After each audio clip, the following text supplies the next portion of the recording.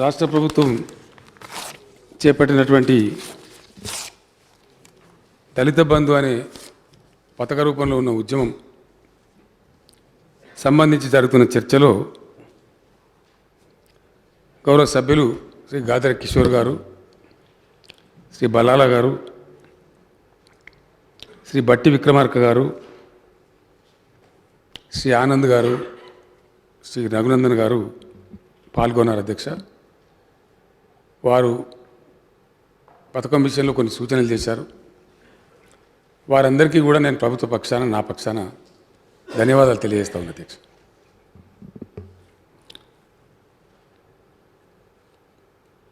రాజకీయ పార్టీలు రాజకీయాలన్న తర్వాత తప్పకుండా కొంత రాజకీయ కోణాన్ని ప్రవేశపెట్టి వారు మాట్లాడతారు. అధ్యక్ష, మేము ఎక్స్పెక్ట్ చేసిందే అది. అందులో కొత్త విషయం ఏం కాదు, అంత గొప్ప విషయం కూడా కాదు. కానీ ఇక్కడ ఒక విషయం చాలా స్పష్టంగా చెప్పాల్సిన అవసరం ఉంది. అధ్యక్ష, అది ఎవరు తప్పు ఎవరు ఒప్పు, దానికి ఎవరు బాధ్యులు, నేను వ్యక్తులను పార్టీలను వాళ్ళు అనను. కానీ 75 సంవత్సరాల స్వతంత్రం తర్వాత ఈరోజు కూడా మన దగ్గర ఉన్నటువంటి పరిస్థితులు,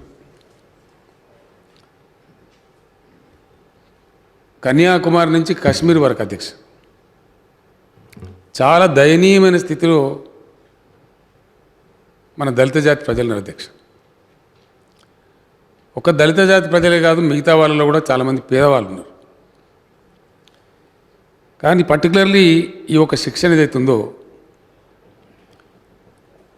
తరతరాలుగా మన స్వతంత్రానికి ముందు కూడా అనేక రకాల హింసకు, మానసిక క్షోభకు, వివక్షకు, సామాజిక వివక్షకు, అనేక దురాచారాలకు గురైనటువంటి జాతి. ఇది నేను ఒక్కరిని చెప్తలేను అధ్యక్ష, యావత్తు దేశంలో ఏ మేధావిని అడిగినా, ఎవరిని అడిగినా చెప్తారు. మన కళ్ళ ముందు కనబడుతున్న సజీవ సాక్ష్యం.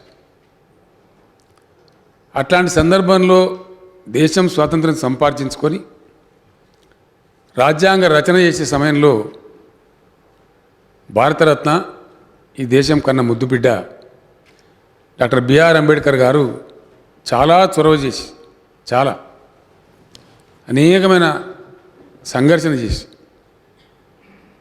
రాజ్యాంగ నిర్మాణంలో ఒక ఉజ్వలమైన పాత్ర పోషించి ఆయన చేయాల్సిందంతా కూడా చేసినారు. అధ్యక్ష, అందుకే ఈరోజు సమాజంలో అంబేద్కర్ గారి యొక్క రిలవెన్స్ బాగా పెరగడమే కాదు, ఇంకా రోజు రోజుకి ఇంకా పెరుగుతూ ఉంది. ఇది మనందరం కూడా గమనిస్తూ ఉన్నాం. ఒకనాడు అంతగా దేశం చర్చించినటువంటి విషయాలు ఒకటి ఒకటి ఒకటి వెలుగులోకి వస్తున్న కొద్దీ అంబేద్కర్ గారి ఆలోచన సరళి, వారు ఆలోచించిన పద్ధతి బయటకు వస్తూ ఉంది. అధ్యక్ష, తెలంగాణ రాష్ట్రం ఏర్పడ్డ తర్వాత పాత్రికేయ మిత్రులను అడిగితే నేను వారికి జై భీమ్ చెప్పి ఇలా ఈ రాష్ట్రం ఏర్పడ్డది ఆయన పుణ్యమని చెప్పిన. అధ్యక్ష, దానికి ప్రబలమైన కారణం ఏంటంటే, ఏదైతే కాన్స్టిట్యూయెంట్ అసెంబ్లీ ఉండేనో అందులో అందరూ కూడా దేశంలో కొత్త రాష్ట్రం ఏర్పడాలి అంటే ఎట్లా అంటే ఉన్న రాష్ట్రం ఒప్పుకుంటే చేయాలి అని మాట్లాడిన. అధ్యక్ష, అందరు యునానిమస్గా, ఒక ఎక్సెప్ట్ అంబేద్కర్ గారు, ఒక అంబేద్కర్ గారు మాత్రమే అది కరెక్ట్ కాదండి. అప్పటికే రాత్రి 11 అవుతుంటుంది. అధ్యక్ష, ఎట్లా ఎందుకంటున్నా మీరు ఒక్కలే అంటూ మేము అందరం ఒప్పుకున్నాం కదా, మీరు ఒప్పుకోవచ్చు కదా, మీరు చెప్పిన చాలా విషయాలు ఒప్పుకున్నామంటే సరే సంతోషం, నేను రేపు మీ అందరికీ ఒక నోట్ సర్క్యులేట్ చేస్తాను, అది చదవండి బిగినింగ్లో, మీటింగ్ బిగినింగ్లో, దాని తర్వాత కూడా మీరు అట్లే బాధిస్తే నేను కూడా మీతో జాయిన్ అవుతానని చెప్తారు. అధ్యక్ష, ఆ రాత్రి నిద్రపోకుండా ఎందుకు నేను వ్యతిరేకించిన అనే దాన్ని సోదాహరణంగా 2-3 పేజీలు వారు తయారు చేసి తెచ్చి తెల్లవారు అందరికి ఇస్తారు. అధ్యక్ష, అందరూ కూడా జాగ్రత్త చదివి 100% we are wrong, you are right, మీరు చెప్పిందే కరెక్టు, రాష్ట్రాన్ని ఏర్పాటు చేసే అధికారం ఎగ్జిస్టింగ్ స్టేట్కి కాకుండా పార్లమెంటు అధికారాన్ని కలిగి ఉండాలి. ఎవరికన్నా వివక్ష జరిగితే ఒక రాష్ట్రంలో ఒక సబ్ రీజన్కి, ఒక రీజన్కి షికాయత్ చెప్పుకునే అవకాశం కేంద్రానికి చెప్పుకుంటే వాళ్ళు ఇంకో మార్గం లేదు ఈ దేశంలో. అట్లా చేసినప్పుడు ఆ రాష్ట్రం ఒప్పుకుంటేనంటే ఆ రాష్ట్రం మెజార్టీ ఉంటారు, వాళ్ళు వీళ్ళని వేధిస్తూ ఉంటారు. అందువల్ల వాళ్ళు ఎట్లా ఒప్పుకుంటారు, వాళ్ళు ఒప్పుకోరు కదా. ఎవరైతే బలహీనంగా ఉండి నాకు అన్యాయం జరుగుతుందంటాడో ఆయన ఎవరైతే బలహీనపరుస్తారో, ఎవరైతే వివక్షకు గురి చేస్తారో వాళ్ళే న్యాయం చెప్పాలంటే చెప్పరు కదా. అందువల్ల పార్లమెంట్కి పెట్టండి అధికారం అని చెప్పి వారు చెప్తే అందరూ కూడా ఒప్పుకొని యునానిమస్గా దాన్ని చేరుస్తారు అధ్యక్ష. ఆనాటి బాబాసాహెబ్ అంబేద్కర్ గారి యొక్క పుణ్యం, ఆయన చేసిన ఆర్గ్యుమెంట్ వల్ల మన రాష్ట్రం తెలంగాణ ఏర్పడేది అధ్యక్ష. లేకపోతే ఈ జన్మలో కూడా ఏర్పడేది కాదు. ఇదే పరంపరలో వారు అనేకమైన పోరాటాలు చేసినారు, అనేక విషయాలు చెప్పినారు. సరే అదంతా ఫిలాసఫీ నేను పోదలుచుకోలేదు అధ్యక్ష. చాలామందికి తెలుసు, చదివిన వాళ్ళకు, పుస్తకాలు చదివే వాళ్ళకు, ఆలోచనలు పంచుకునే వాళ్ళకు, మేధావులకు ఆ విషయాలు తెలుసు. కానీ వారు చెప్పిన విషయాలలో, ఆనాడు వారు చేసిన పోరాటంలో ఇంకా చాలా మిగిలిపోయింది. ఎవరెవరైతే అణచివేయబడినారో వాళ్ళకి సాధికారత రావాలంటే వస్తలేదు, రాలేదు. సరే మిత్రులు బట్టి విక్రమార్క గారు చెప్పినారు, మా కాంగ్రెస్ పార్టీ చాలా గొప్పగా దళితుల గురించి మేము ఆలోచన చేసినాం. ఎవరన్నారు చేయలేదని డెఫినెట్గా చేసినారు, తప్పకుండా చేసినారు. చేయలేదని ఎవరంటారు అధ్యక్ష? ఫలితం ఏంది అనేది పాయింట్ ఇక్కడ, ఏం జరిగింది అనేది పాయింట్ ఇక్కడ. దేశాన్ని ఒక్క కాంగ్రెస్ పరిపాలించింది అధ్యక్ష. సంకీర్ణ ప్రభుత్వాలు వచ్చినాయి, ఎన్డీఏ ప్రభుత్వం వచ్చింది. గత 8 ఏళ్ళ బట్టి భారతీయ జనతా పార్టీ ఏకోన్ముఖంగా మెజార్టీ సాధించి పరిపాలిస్తూ ఉంది. అనేక రాష్ట్రాలలో అనేక భిన్నమైనటువంటి ప్రాంతీయ పార్టీలు కూడా అధికారంలోకి వచ్చినాయి. బట్ నెట్ రిజల్ట్ ఏంది?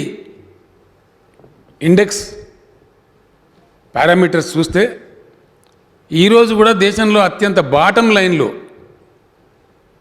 ద లోయెస్ట్ బాటంలో పేదరికంతో, వివక్షతో, జనాభా ఎక్కువ ఉండి ఆపర్చునిటీస్ తక్కువ ఉండి అవకాశాలు లేక సతమతమవుతున్న జాతి దళిత జాతి. ఇది ఎవరో చేయలేదు అధ్యక్ష. మన దేశంలో జరిగినటువంటి ఒక సామాజిక వివక్ష. నేను ఒకటే మాట మనవి చేస్తా ఉన్నా, తమ ద్వారా గౌరవ సభ్యులకు, సభ ద్వారా రాష్ట్ర ప్రజానికానికి కూడా మనవి చేస్తా ఉన్నా, ఈ తప్పును మనమే సవరించుకోవాలి. వేరే వాళ్ళు చేయరు, అమెరికా వాళ్ళు, రష్యా వాళ్ళు, ఇంకోళ్ళు వచ్చి ఈ తప్పును సవరించరు. ఏ రోజుకైనా మన దేశమే అవేకన్ కావాలా? డెఫినెట్గా this is a great mistake done by our own society and this society has to correct it's mistake. వేరే ఎవరో చేయరు. రెడ్ ఇండియన్స్ మీద అమెరికాలో జరిగిన దాష్టికాల మీద కొన్ని సినిమాలు వచ్చినాయి అధ్యక్ష. అది చూసి అమెరికన్ పిల్లలంతా ఏడ్చిండ్రు, మా అన్సెస్టర్స్ ఇంత దారుణం చేసిండ్రు అని చెప్పి. ఒక మేధావి అమెరికా ఈజ్ పేయింగ్ బ్యాక్ అని చెప్పి ఒబామా గారిని అక్కడ అధ్యక్షుని చేస్తే, ఒక నల్ల జాతిని, అమెరికా ఈజ్ పేయింగ్ బ్యాక్ అని ఒక అద్భుతమైన ఆర్టికల్ రాసిన అధ్యక్షుడు. చాలా ఆసక్తి ఉంది దాన్ని చదివినండి. అటు అనేక దేశాలలో, పరిణతి వచ్చిన దేశాలలో, మానసిక వికాసం వచ్చిన దేశాలలో చర్చల ద్వారా, చక్కటి పథకాలు పెట్టుకోవడం ద్వారా, చక్కటి మార్గాలు వేసుకోవడం ద్వారా, స్పెషల్ గ్రోత్ ఇంజన్లు పెట్టడం ద్వారా ఆ వివక్షను రూపుమాపి ఆ జాతులను పైకి తెచ్చి వాళ్ళు ఇప్పుడు ఆనందాన్ని పంచుకుంటూ ఉన్నారు. అటువంటి ప్రక్రియనే మన భారతదేశంలో జరగవలసిన అవసరం ఉంది అధ్యక్ష. అందులో భాగంగా మేము మొదలుపెట్టినటువంటి ప్రయత్నం ఈ దళిత బంధు ప్రోగ్రాం.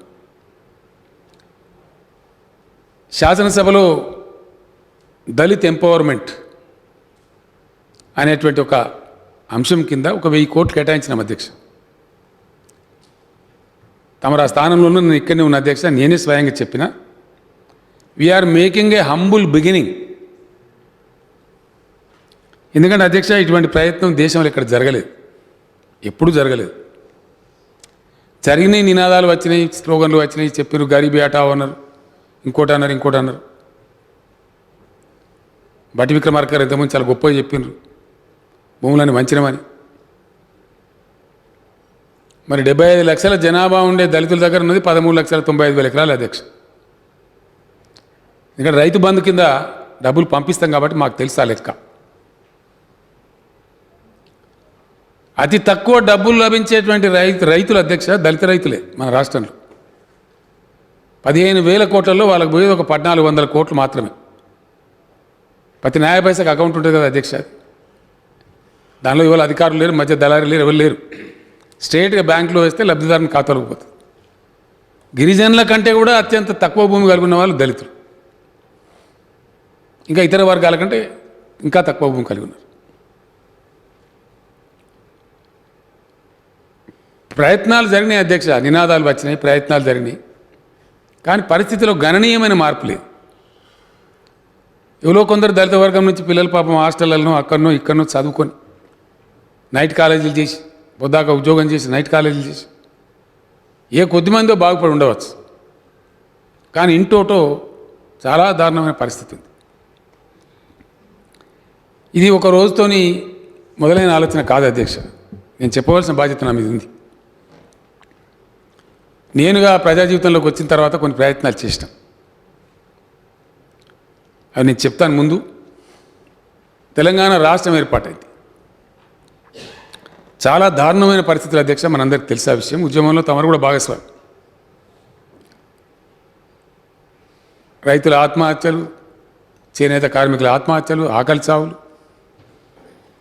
పాలమూరు లాంటి జిల్లా నుంచి లక్షల మంది ప్రజలు వలసలు, ఇంకా ఇతర జిల్లాల నుంచి వలసలు, కరెంటు రాదు, మంచినీళ్ళు లేవు, సాగునీరు అయితే గగన కుసుమం. ఇది 2014లో మన రాష్ట్ర ముఖ చిత్రం అధ్యక్ష, నూతనంగా ఏర్పడ్డ ముఖ చిత్రం. ఎక్కడి నుంచి మన ప్రయాణం ప్రారంభం కావాలా, ఏం చేయాలా, ఎటు తీసుకొని పోవాలా? ఆనాడు రిసిడ్యూరీ స్టేట్ అంటే మన నుంచి మనం విడిపోయినాం. మిగిలి ఉన్నటువంటి ఆంధ్రప్రదేశ్ వాళ్ళు పెట్టే తిప్పలు, కేంద్ర ప్రభుత్వాన్ని గోల్మాల్ చేసి 7 మండలాలు లాక్కోవటం, మనకు వచ్చిన సీలేరు పవర్ ప్లాంట్ లాక్కోవటం, అప్పుడున్న నాయకులు 2 తెలుగు రాష్ట్రాలు మళ్ళీ ఒకటి చేస్తాం, బెర్లిన్ బద్దలు కొట్టి, బెర్లిన్ గోడలు బద్దలు కొట్టి 2 జర్మనీలు ఒకటి కాలేదా అని ప్రయత్నాలు చేయటం. అందులో భాగంగా వాళ్ళకి ఎవరు లేకున్నా కానీ ఎమ్మెల్సీ ఎలక్షన్లలో పోటీ చేసి కోట్లు లంచాలు ఇచ్చే ప్రయత్నాలు చేయటం, ఇవన్నీ జరిగినాయి అధ్యక్ష. తెలంగాణ రాష్ట్ర ఏర్పాటును ఒక విఫల ప్రయత్నం, ఇది ఒక విఫల ప్రయోగం అని చూపెట్టాలనే కుట్రపూరితమైన విషపూరితమైనటువంటి ప్రయత్నాలు కూడా జరిగినాయి. అందరికి తెలిసిన చరిత్ర అధ్యక్ష, నేను కొత్త చెప్తలేదు. ఇదంతా జరిగిన మాట, నిన్నగాక మొన్న జరిగిన మాట. అటువంటి బాలారిష్టాలన్నీ అధిగమించుకుంటూ కొంత మొట్టమొదట సాంఘిక సంక్షేమం మనం చూడాలా. ఈ ఆత్మహత్యలు చేసుకునేటువంటి మానసిక దౌర్బల్యం నుంచి ప్రజలు మేము కూడా గొప్పగా బతకగలుగుతామనే ధైర్యం రావాలా అని కొన్ని రంగాలను ఎంచుకొని ఈ కార్యక్రమాన్ని స్టార్ట్ చేసినాం. దానిలో భాగంగా 200 రూపాయల పెన్షన్ 2000కి తీసుకొని పోయినాం అధ్యక్ష. 300 వికలాంగుల పెన్షన్ 3000కి తీసుకొని పోయినాం. చేనేత కార్మికులు ఎక్కడ ఈరోజు చావకుండా చేసుకోగలిగినాం కొన్ని ఉపశమన చర్యలు చేపట్టి. మనిషికి 4 కిలోల బియ్యం ఉంటే దాన్ని 6 కేజీలు చేసినాం. ఇంట్లో 4 సభ్యులకే ఉంటే ఎంతమంది సభ్యులు ఉన్నా సరే తీసుకోమని చెప్పినాం. చావకుండా ఉండండి, మనం బాగుపడతాం, మంచి రోజులు ఉన్నాయి, భవిష్యత్తు ఉందని చెప్పి ఒక విశ్వాసం, ఒక నమ్మకం, మేము కూడా మంచిగా బతుకుతాం, మా రాష్ట్రం అయింది అనేటువంటి ఒక విశ్వాసం కలగాలని చెప్పి ఇటువంటి సంక్షేమ చర్యలు కొన్ని చేపట్టాం.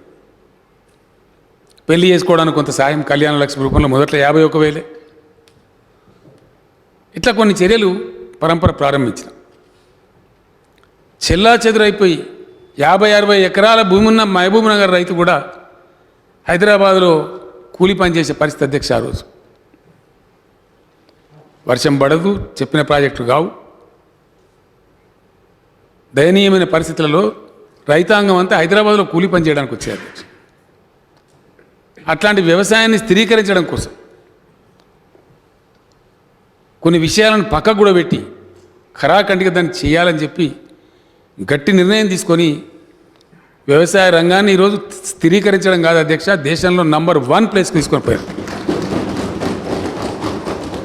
ఇవాళ నా తెలంగాణ 3 కోట్ల టన్నుల వరిధాన్యం పండిస్తూ ఉంది అధ్యక్ష. 3 కోట్ల టన్నులు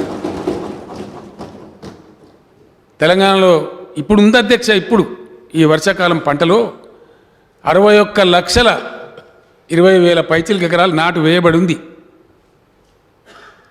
తమరికి తెలుసు, బాన్స్వాడలో తమ నియోజకవర్గంలో కోతలు ప్రారంభమైనాయి. అందరికన్నా ముందు అక్కడ నిజాం సార్ కింద నాట్లు వేస్తారు కాబట్టి తొలి కోతలు ఎప్పుడు బాన్స్వాడ నుంచి తమర్ కాన్స్టిట్యూన్సీ ప్రారంభమైతే ఇప్పుడు అయినాయి ఆల్రెడీ. 3-4 రోజుల నుంచి స్టార్ట్ అయినాయి, పోతా ఉంది ధాన్యం బయటికి. అటువంటి అద్భుతమైన స్థిరత్వం వచ్చింది, రైతులలో విశ్వాసం వచ్చింది. కొంతమంది ఏదో తెలిసి తెలియక అడ్డదిడ్డం మాట మేమని పడుచుకోం అధ్యక్ష. రోజు ఫైన్ మార్నింగ్ లేస్తే పేపర్ రాసింది, వ్యవసాయ రుణ పరపతి తగ్గిపోయింది అంటే రైతులు ఎప్పుడు అప్పులే ఉండను అధ్యక్ష. తెలంగాణ రైతులు పోతలేరు, బ్యాంకుల కాడికి తక్కువ పోతున్నారు, అక్కడే ఉంటే తప్ప పోతలేదు. మిత్రులు ఇప్పుడు ఇక్కడ లేరు అధ్యక్ష, వారు ఆ సభలో ఉన్నారు, ఎమ్మెల్సీ సుభాష్ రెడ్డి. ఒకరోజు వచ్చి నాకు చెప్పిండు అధ్యక్ష, మన యాసంగి పంట సందర్భంలో, సార్ నేను ఈరోజు ఊరు నుంచి వస్తున్నా, ఇటు డబ్బులు మీరు ధాన్యం కొనుగోలు చేసిన డబ్బులు వచ్చినాయి, ప్లస్ నిన్ననే దళిత బంధు కూడా అందరి ఖాతాల్లోకి వచ్చింది, మొత్తం కలిసి మా ఊర్లో ఇలా 6 కోట్ల రూపాయలు ఇస్తారు మా ఒక్క ఊరిలో అని చెప్పిండు. దీంతో అధ్యక్ష ఒకప్పుడు ఆంధ్రాలో 1 ఎకరం అమ్మిడ 4 ఎకరాలు కొనుక్కోవచ్చు అనేది తారుమారు అయిపోయి, నల్గొండ జిల్లా నా రైతాంగం ఇలా 1 ఎకరం ఇక్కడ అమ్మి ప్రకాశం జిల్లాలో 6 ఎకరాలు కొట్టున్నారు అధ్యక్ష. ఇలా తెలంగాణ భూములు అద్భుతమైన ధరలు పలుకుతా ఉంది. 20 లక్షల లోపల భూమి లేదు అధ్యక్ష ఇక్కడ తెలంగాణలో. సరే ఉండేకాడ 58 కోట్లు, అది వేరే సంగతి. ఇట్లా మారింది వ్యవసాయ రంగం స్థిరీకరించబడి, పట్టణాలలో ఉన్నవాళ్ళు కూడా మేము తిరిగి మళ్ళీ ఆడిపోతామని చెప్పి ఊళ్ళలో పోయి పాత ఇల్లు చదువుతున్నారు అధ్యక్ష చాలామంది. మాకు ఇంత భూమి ఉండాలి, మాకు ఇల్లు ఉండాలి. ఎక్కడ పోయినా రాష్ట్రంలో ఇలా పచ్చదనం అద్భుతంగా కనపడతాం, ఏ రోడ్లో పోయినా, ఏ జిల్లాకు పోయినా. దీనికి కారణం అధ్యక్ష, ప్రాజెక్టుల నీళ్ళు వస్తూ ఉన్నాయి, పెండింగ్ ప్రాజెక్టులు పూర్తయినాయి, అన్నింటిని మించి భూగర్భ జలాలు బాగా పెరిగినాయి. మిషన్ కాకతీయ వల్ల, నిరంతర వర్షపాతం వల్ల చక్కటి వర్షాలు కురుస్తున్నాయి అధ్యక్ష, భగవంతుని దయ. గతంలో చెప్పారు దేవుడు మా పార్టీలో ఉండని, మేము అట్లా చెప్తలేము. దేవుడు పార్టీలలో ఉంటాడు అధ్యక్ష, దేవుడు కరుణిస్తున్నాడు, ప్రకృతి కరుణిస్తూ ఉంది, పచ్చదనం పెరుగుతూ ఉంది, భూమి మీద నీటి విస్తరణ జరుగుతూ ఉంటే ఎకలాజికల్ బ్యాలెన్స్ అవుతూ ఉంది, మంచి వర్షాలు కురుస్తూ ఉంది. తద్వారా చాలా అద్భుతమైనటువంటి పంటలు పండుతూ ఉన్నాయి. ఇదంతా ఈ స్థిరీకరణ జరిగింది. 24 గంటలు ఉచిత కరెంటుతో ధీమా వచ్చింది రైతాంగంలో. మెట్టలు పండుతున్నాయి, తరి పొలాలు పండుతున్నాయి, మాగాణాలు పండుతున్నాయి, అన్నీ పండుతున్నాయి. 1,29,000 ఎకరాల అధ్యక్ష, 1,29 లక్షల ఎకరాల భూమి సాగైతా ఉంది ఇప్పుడు రైట్ నౌ. యాసంగిలో కూడా మళ్ళీ 60-65 లక్షలకు తయారు ఉన్నది ఇప్పుడు రెండవ పట. వ్యవసాయం స్థిరీకరించబడ్డది ఈ రాష్ట్రంలో.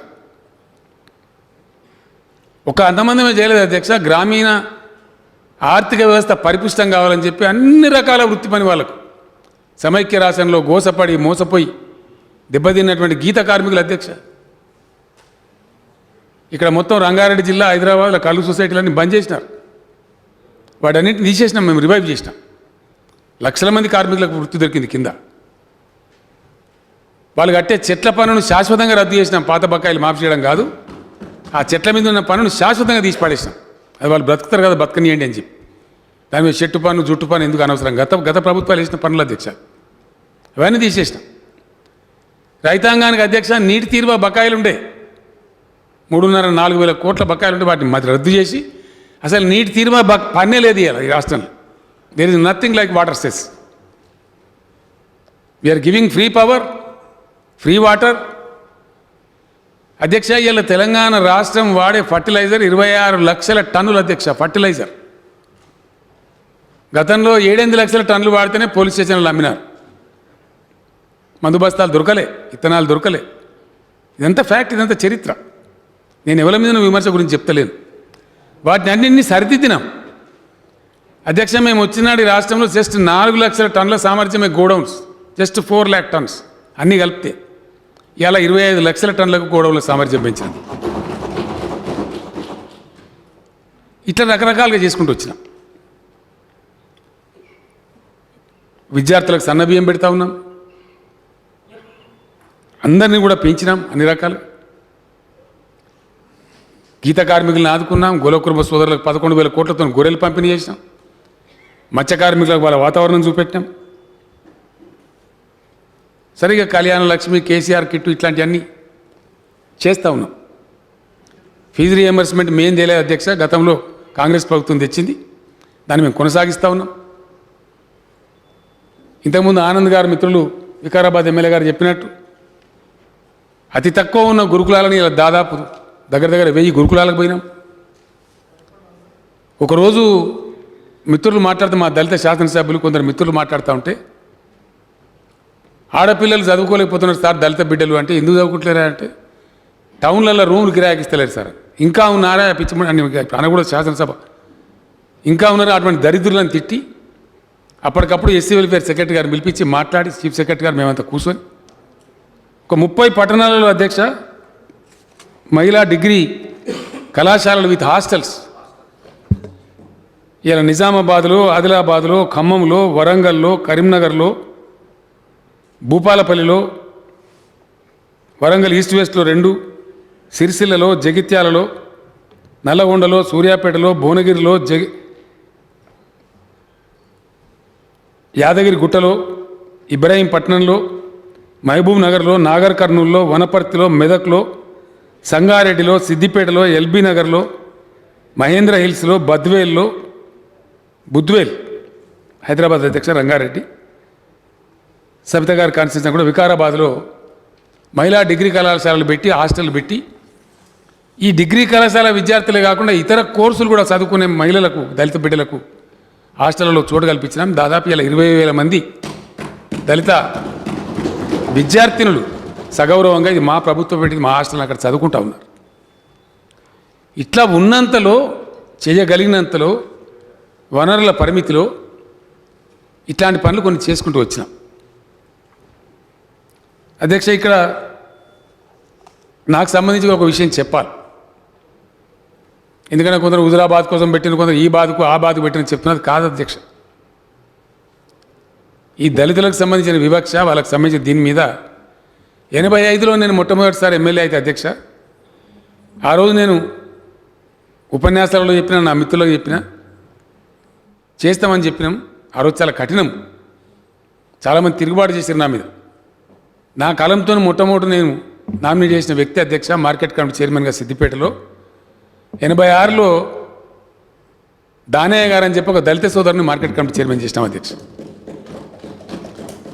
ఆ తర్వాత కొంత సమయం గడిచిన తర్వాత ప్రభుత్వంలో ప్రోగ్రాం లేకపోయినా సిద్దిపేట దళిత చైతన్య జ్యోతి అనే పేరు మీద ఓ కార్యక్రమాన్ని తీసుకొని ఇవాళ 26-27 ఏళ్ల కింద అధ్యక్ష, ఇవాళ కాదు, తీసుకొని 4 గ్రామాలను అడాప్ట్ చేసుకొని చక్కటి కార్యక్రమాలు చేసినాం. మా నియోజకవర్గం అంతా ఆ రోజు దళిత మహిళా సంఘాలు ఏర్పాటు చేసినాం, వాళ్ళకి వర్క్స్ ఇప్పించినాం. కొంత ప్రయత్నం చేసినాం, ఉడతా భక్తిగా ఎంత చేయగలుగుతంత. అధ్యక్ష ఈ సందర్భంలో నేను తప్పకుండా వారి పేరు ప్రస్తావించాలి. మిత్రులు మల్లేపల్లి లక్ష్మయ్య గారు ఆ రోజులలో ఆయన వార్తా పేపర్లో రోమింగ్ కరస్పాండెంట్ ఉండేవారు అధ్యక్ష. ఈ ఎస్సీ ఫండ్స్ డైవర్ట్ అయ్యే పద్ధతులు కానీ ఇవన్నీ కానీ వచ్చి వారు చెప్తుండేది మాకు. ఆ తర్వాత కాలంలో వారు సేవ చేయాలని దృక్పథం తీసుకొని దళిత స్టడీ సెంటర్ కూడా ఏర్పాటు చేసినారు. అనేక విషయాల మీద పరిశోధనలు చేసినారు. వారితో పాటు కొంతమంది సిట్టింగ్ ఎంప్లాయీస్ కావచ్చు, రిటైర్డ్ ఎంప్లాయీస్ కావచ్చు, అనేక మంది మేధావులు కావచ్చు పాల్గొని చాలా పరిశ్రమ చేసినారు, స్టాటిస్టిక్స్ డెవలప్ చేసినారు. మాకు ఇచ్చేవారు వారు ఆ రోజులలో. మేము అపోజిషన్లో ఉన్నప్పుడు కానీ టీఆర్ఎస్ ఉద్యమం జరిగేటప్పుడు కానీ అనేకమైన లిటరేచర్ మాకు ఇచ్చినారు. కొట్లాడినాం మేము కూడా ఆ రోజు. ఈ సప్లాన్ యాక్ట్ దేవాలి ఖచ్చితంగా అని చెప్పిన దానిలో మేము ఉన్నాం అధ్యక్ష ఆ రోజు. అది మల్లెపల్లి లక్ష్మయ్య గారు మాకు ఇచ్చిన ప్రేరణ ఆ రోజు దళిత స్టడీ సెంటర్ నుంచి. సరే అప్పుడు ప్రభుత్వం తెచ్చినారు, సంతోషం, మంచి పని చేసినారు కాబట్టి సంతోషం. అట్లా అనేక రకాల జరిగినాయి. తెలంగాణ ఉద్యమం జరిగే సందర్భంలో కూడా అధ్యక్ష రాష్ట్రం ఏర్పడితే దళితుల పరిస్థితి ఏంది, ఏం జరగాలి. అంబర్ నగర్లో మన సికింద్రాబాద్ ప్రాంతంలో లక్ష్మయ్య గారి ఇంట్లో ఒక వర్క్షాప్ పెట్టినాం అధ్యక్ష. చాలామంది మిత్రులను పిలిచి మాట్లాడి ఏం జరగవలసిన అక్కర ఉంటుంది, మన పరిస్థితి బాగాలేదు దళితులదని చెప్పి చర్చలు చేసినాం. దాని తర్వాత ఇంకా మిగతా మేధావులను పిలుద్దామని చెప్పి బేగంపేటలో గ్రీన్ పార్క్ హోటల్ ఉంటుంది అధ్యక్ష. ఆ గ్రీన్ పార్క్ హోటల్లో పిఎస్ కృష్ణన్ గారు అని చెప్పి చాలా పనిచేసినారు అధ్యక్ష, ఎస్ఆర్ శంకరన్ గారితో పాటు. వారు కూడా ఒక మంచి మేధావి, రిటైర్డ్ ఐఏఎస్ అధికారి, చాలా కృషి చేసినారు పేదల అభ్యున్నతి కోసం. వారిని ఆహ్వానించిన వారి భార్య గారు కూడా వచ్చినారు ఆ సమావేశానికి, ఆ వర్క్షాప్. ఒక మన తెలంగాణ ప్రాంతం కాదు అధ్యక్ష, ఆ రోజు మంచి ప్రముఖ దళిత మేధావి, దళిత పోరాట యోధుడైనటువంటి కత్తి పద్మారావు గారిని ఆహ్వానించిన వారు కూడా వచ్చినారు. వారితో పాటు వినయ్ కుమార్ గారు వచ్చినారు. ఇంకా చాలా ప్రాంతాల దళిత మేధావులు వచ్చినారు. మల్లెపల్లి లక్ష్మయ్య గారికి జాతీయ స్థాయిలో ఉండే సంబంధాలను బట్టి వారు కూడా కొందరిని పిలిపించినారు ఇతర ప్రాంతాల నుంచి. మన ప్రాంతానికి సంబంధించినటువంటి అనేక మంది ప్రొఫెసర్స్ వచ్చినారు. ఒక దళిత్ పాలసీ అని ఒకటి రూపకల్పన చేసినాం ఆ రోజు 2003లో అధ్యక్ష. ఆ రోజు తెలంగాణ వస్తుందో రాదో మమ్మల్ని అందరినీ ఎకసక్కేలు చేస్తూ ఉన్నారు. క్యా దుకాన్ లగాయ బై కా ఆతా తెలంగాణ అని. అటువంటి పరిస్థితులలో వస్తే ఎట్లా ఏం చేయాలి అనే ఒక దాంతో అవన్నీ కూడా చేసినాం. కొంత ప్రయత్నాలు చేసినాం. సరే, మనందరి అదృష్టం భగవంతుని దయ వల్ల రాష్ట్రం ఆవిర్భవించింది. ఇందాక నేను చెప్పినటువంటి తొలి కార్యక్రమాలు తీసుకున్నాం. బేసిక్ నీడ్స్, మంచినీళ్ళ బాధ ఓడగొట్టినాం, కరెంటు బాధ ఓడగొట్టినాం, అండర్గ్రౌండ్ వాటర్ పెంచడానికి, బోర్లు నడవడానికి మిషన్ కాకతీయ ద్వారా చెరువులు పునరుద్ధరణ చేసుకున్నాం. అవన్నీ ఫలితాలు ఇస్తూ ఉన్నాయి. ఇప్పుడు వాటి ఫలితాలు ప్రజల ముంగిట్లో ఉన్నాయి. మిషన్ కాకతీయ ద్వారా ఏమైందో అధ్యక్ష, మిషన్ కాకతీయ చేపట్టకపోయి ఉంటే నేను శాసనసభ్యుని ఉండే రోజులలో తీవ్ర నిర్లక్ష్యానికి గురైనటువంటి మన మైనర్ ఇరిగేషన్ వ్యవస్థ ఒక్క సంవత్సరం మంచిగా వర్షాలు పడితే టపాకాయలు వెళ్తున్నాయి అధ్యక్ష. ఇట్లా చెరువులు 7,000 చెరువులు దిగిపోయినాయి, 8,000 చెరువులు దిగిపోయినాయి. రిపోర్ట్స్ వచ్చాయి. ఇదే శాసనసభలో చర్చ జరిగేది. ఇలా ఎక్కడ ఒక చెరువు తెగలే అధ్యక్ష. ఇంత భయంకరమైన వర్షపాతం పడుతుంటే కూడా ఎక్కడనో ఒకటి తప్ప మిషన్ కాకతీయలో అటెంప్ట్ చేయని చిన్న కుంటలు దిగుతుంది తప్ప చిన్నవి మిషన్ కాకతీయలో అటెంప్ట్ చేసిన ఏ ఒక్క చెరువు కూడా ధ్వంసం కాలే. మంచి నిల్వ సామర్థ్యం పెరిగి, నీటి నిల్వ సామర్థ్యం పెరిగి సుభిక్షంగా ఉన్నాయి. వాటి పన్యమానే భూగర్భ జలాలు పెరుగుతూ ఉన్నాయి. అవన్నీ కూడా ప్రాజెక్టులకు కూడా అనుసంధానం చేయిస్తూ ఉన్నారు. ఎక్కడెక్కడ మన ఎమ్మెల్యేలు కొట్లాడి వరద కాలువ మీద మంత్రి ప్రశాంత్ రెడ్డి, కల్వకుంట్ల విద్యాసాగర్ రావు గారు, చొప్పదండి రవిశంకర్ గారు, ఇంకో మంత్రి గంగుల కమలాకర్ గారు, అనేక మంది ఆ వరద కాలువ వెంబడి ఉండే సిరీస్లో ఉండేటువంటి ఎమ్మెల్యేలు 30-40 తూములు పెట్టించి వాళ్ళ చెరువులు నింపుతా ఉన్నారు అధ్యక్షులు. మధ్యలో వాళ్ళు కట్టిన చెక్ డ్యామ్లు నింపుకుంటా ఉన్నారు వరద కాలువ నీళ్లతో. దాన్ని ఒక రిజర్వాయర్గా మార్చినాం. కాబట్టి వీటన్నిటి సమాహారంగా, వీటన్నిటి ఫలితంగా ఈరోజు భూగర్భ జలాలు అద్భుతంగా పెరిగినాయి. ఆ ఫలితాలు కనపడతా ఉన్నాయి ప్రజలకు. అయితే అధ్యక్ష, మాకు ఆత్మవిశ్వాసం ఎక్కువ. తెలంగాణ ఉద్యమం ప్రారంభించినాడు ఏ ఆత్మవిశ్వాసంతో, ఏ దృఢ సంకల్పంతో ప్రారంభించినామో మా శాసనసభ్యులకు నేను చెప్పేది అధ్యక్ష, మా నాయకులకు చెప్పేది, పాలసీ మేకర్స్కి చెప్పేది, డెఫినెట్గా సెకండ్ టర్మ్ మనమే గెలుస్తాం. ఇక్కడ అనుమానం కూడా అవసరం లేదు. మనకు మంచి మెజార్టీలతో గెలుస్తాము. ఎందుకంటే మంచి చేసే వాళ్ళని ప్రజలు పొడగొట్టుకోరు. కాబట్టి మనం గెలిచిన తర్వాత ఈ దళిత దీన్ని మనం ప్రోగ్రాం తీసుకుంటామని చెప్పినాం అధ్యక్ష. కరోనా మహమ్మారి వచ్చి ప్రపంచాన్ని అతలాకుతలం చేసి మనల్ని కూడా చాలా ఇబ్బంది పెట్టింది. డైరెక్ట్గా ఇండైరెక్ట్గా దాదాపు 1,00,000 కోట్ల వరకు నష్టపోయినాం.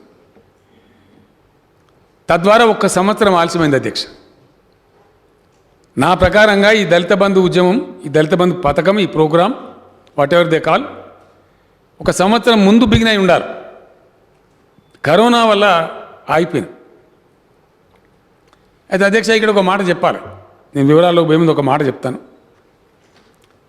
ఇక స్పష్టత వస్తుంది, బయట ప్రజలు కూడా వింటారు. కాబట్టి ఈరోజు చాలామంది ఆసక్తిగా టీవీలో ఉన్నారు అధ్యక్ష, నాకు తెలుసు. ప్రత్యేకించి దళిత సమాజానికి సంబంధించిన బిడ్డలు ఉన్నారు. ఏం చెప్తారు ఈ పథకం మీద ముఖ్యమంత్రి గారు మా గురించి అని? నేను స్పష్టంగా చెప్తా ఉన్నా అధ్యక్ష, బడ్జెట్ విషయంలో, బడ్జెట్ ఖర్చు పెట్టే విషయంలో మన దేశంలో అన్ని రాష్ట్రాలు అవలంబించే విధానమే మనం అవలంబిస్తాం అధ్యక్ష. ఇలా కొత్తగా ఉండదు. 1000 కోట్లు పెట్టిండ్రు కదా, మరి ఇప్పుడు 2,000 కోట్లు ఎట్లా, 2,500 కోట్లు ఎట్లా అనేది చాలా తేలిక ముచ్చట వచ్చాయి అధ్యక్ష. అది ఇందుకే మనకి ఎప్పుడు కూడా బడ్జెట్ ఎస్టిమేట్ ఉంటుంది, రివైజ్డ్ ఎస్టిమేట్ ఉంటుంది అధ్యక్ష. సందర్భానుసారంగా పరిస్థితిని బట్టి అంచనాలు సవరించి రివైజ్ చేసి ఫైనల్గా అప్రాప్రియేషన్ బిల్లులో పెట్టి తీసుకుంటూ ఉంటాం అధ్యక్ష. ప్రభుత్వాలు రోజు చేసే పని అది. కొన్ని ల్యాండ్ సేల్స్ పెట్టినాం. నేను ఇందాక మనవి చేసినట్టుగా అధ్యక్ష, 1 ఎకరా 60 కోట్లకు అమ్ముడుపోయినది. సుమారు ఒక స్ట్రోక్లో 2,700 కోట్లు వచ్చినాయి. పెడతాం దళితుల కోసం, ఎందుకు పెట్టద్దండి? డెఫినెట్గా పెడతాం. వెసులుబాటు కలిగింది కాబట్టి పెడతాం.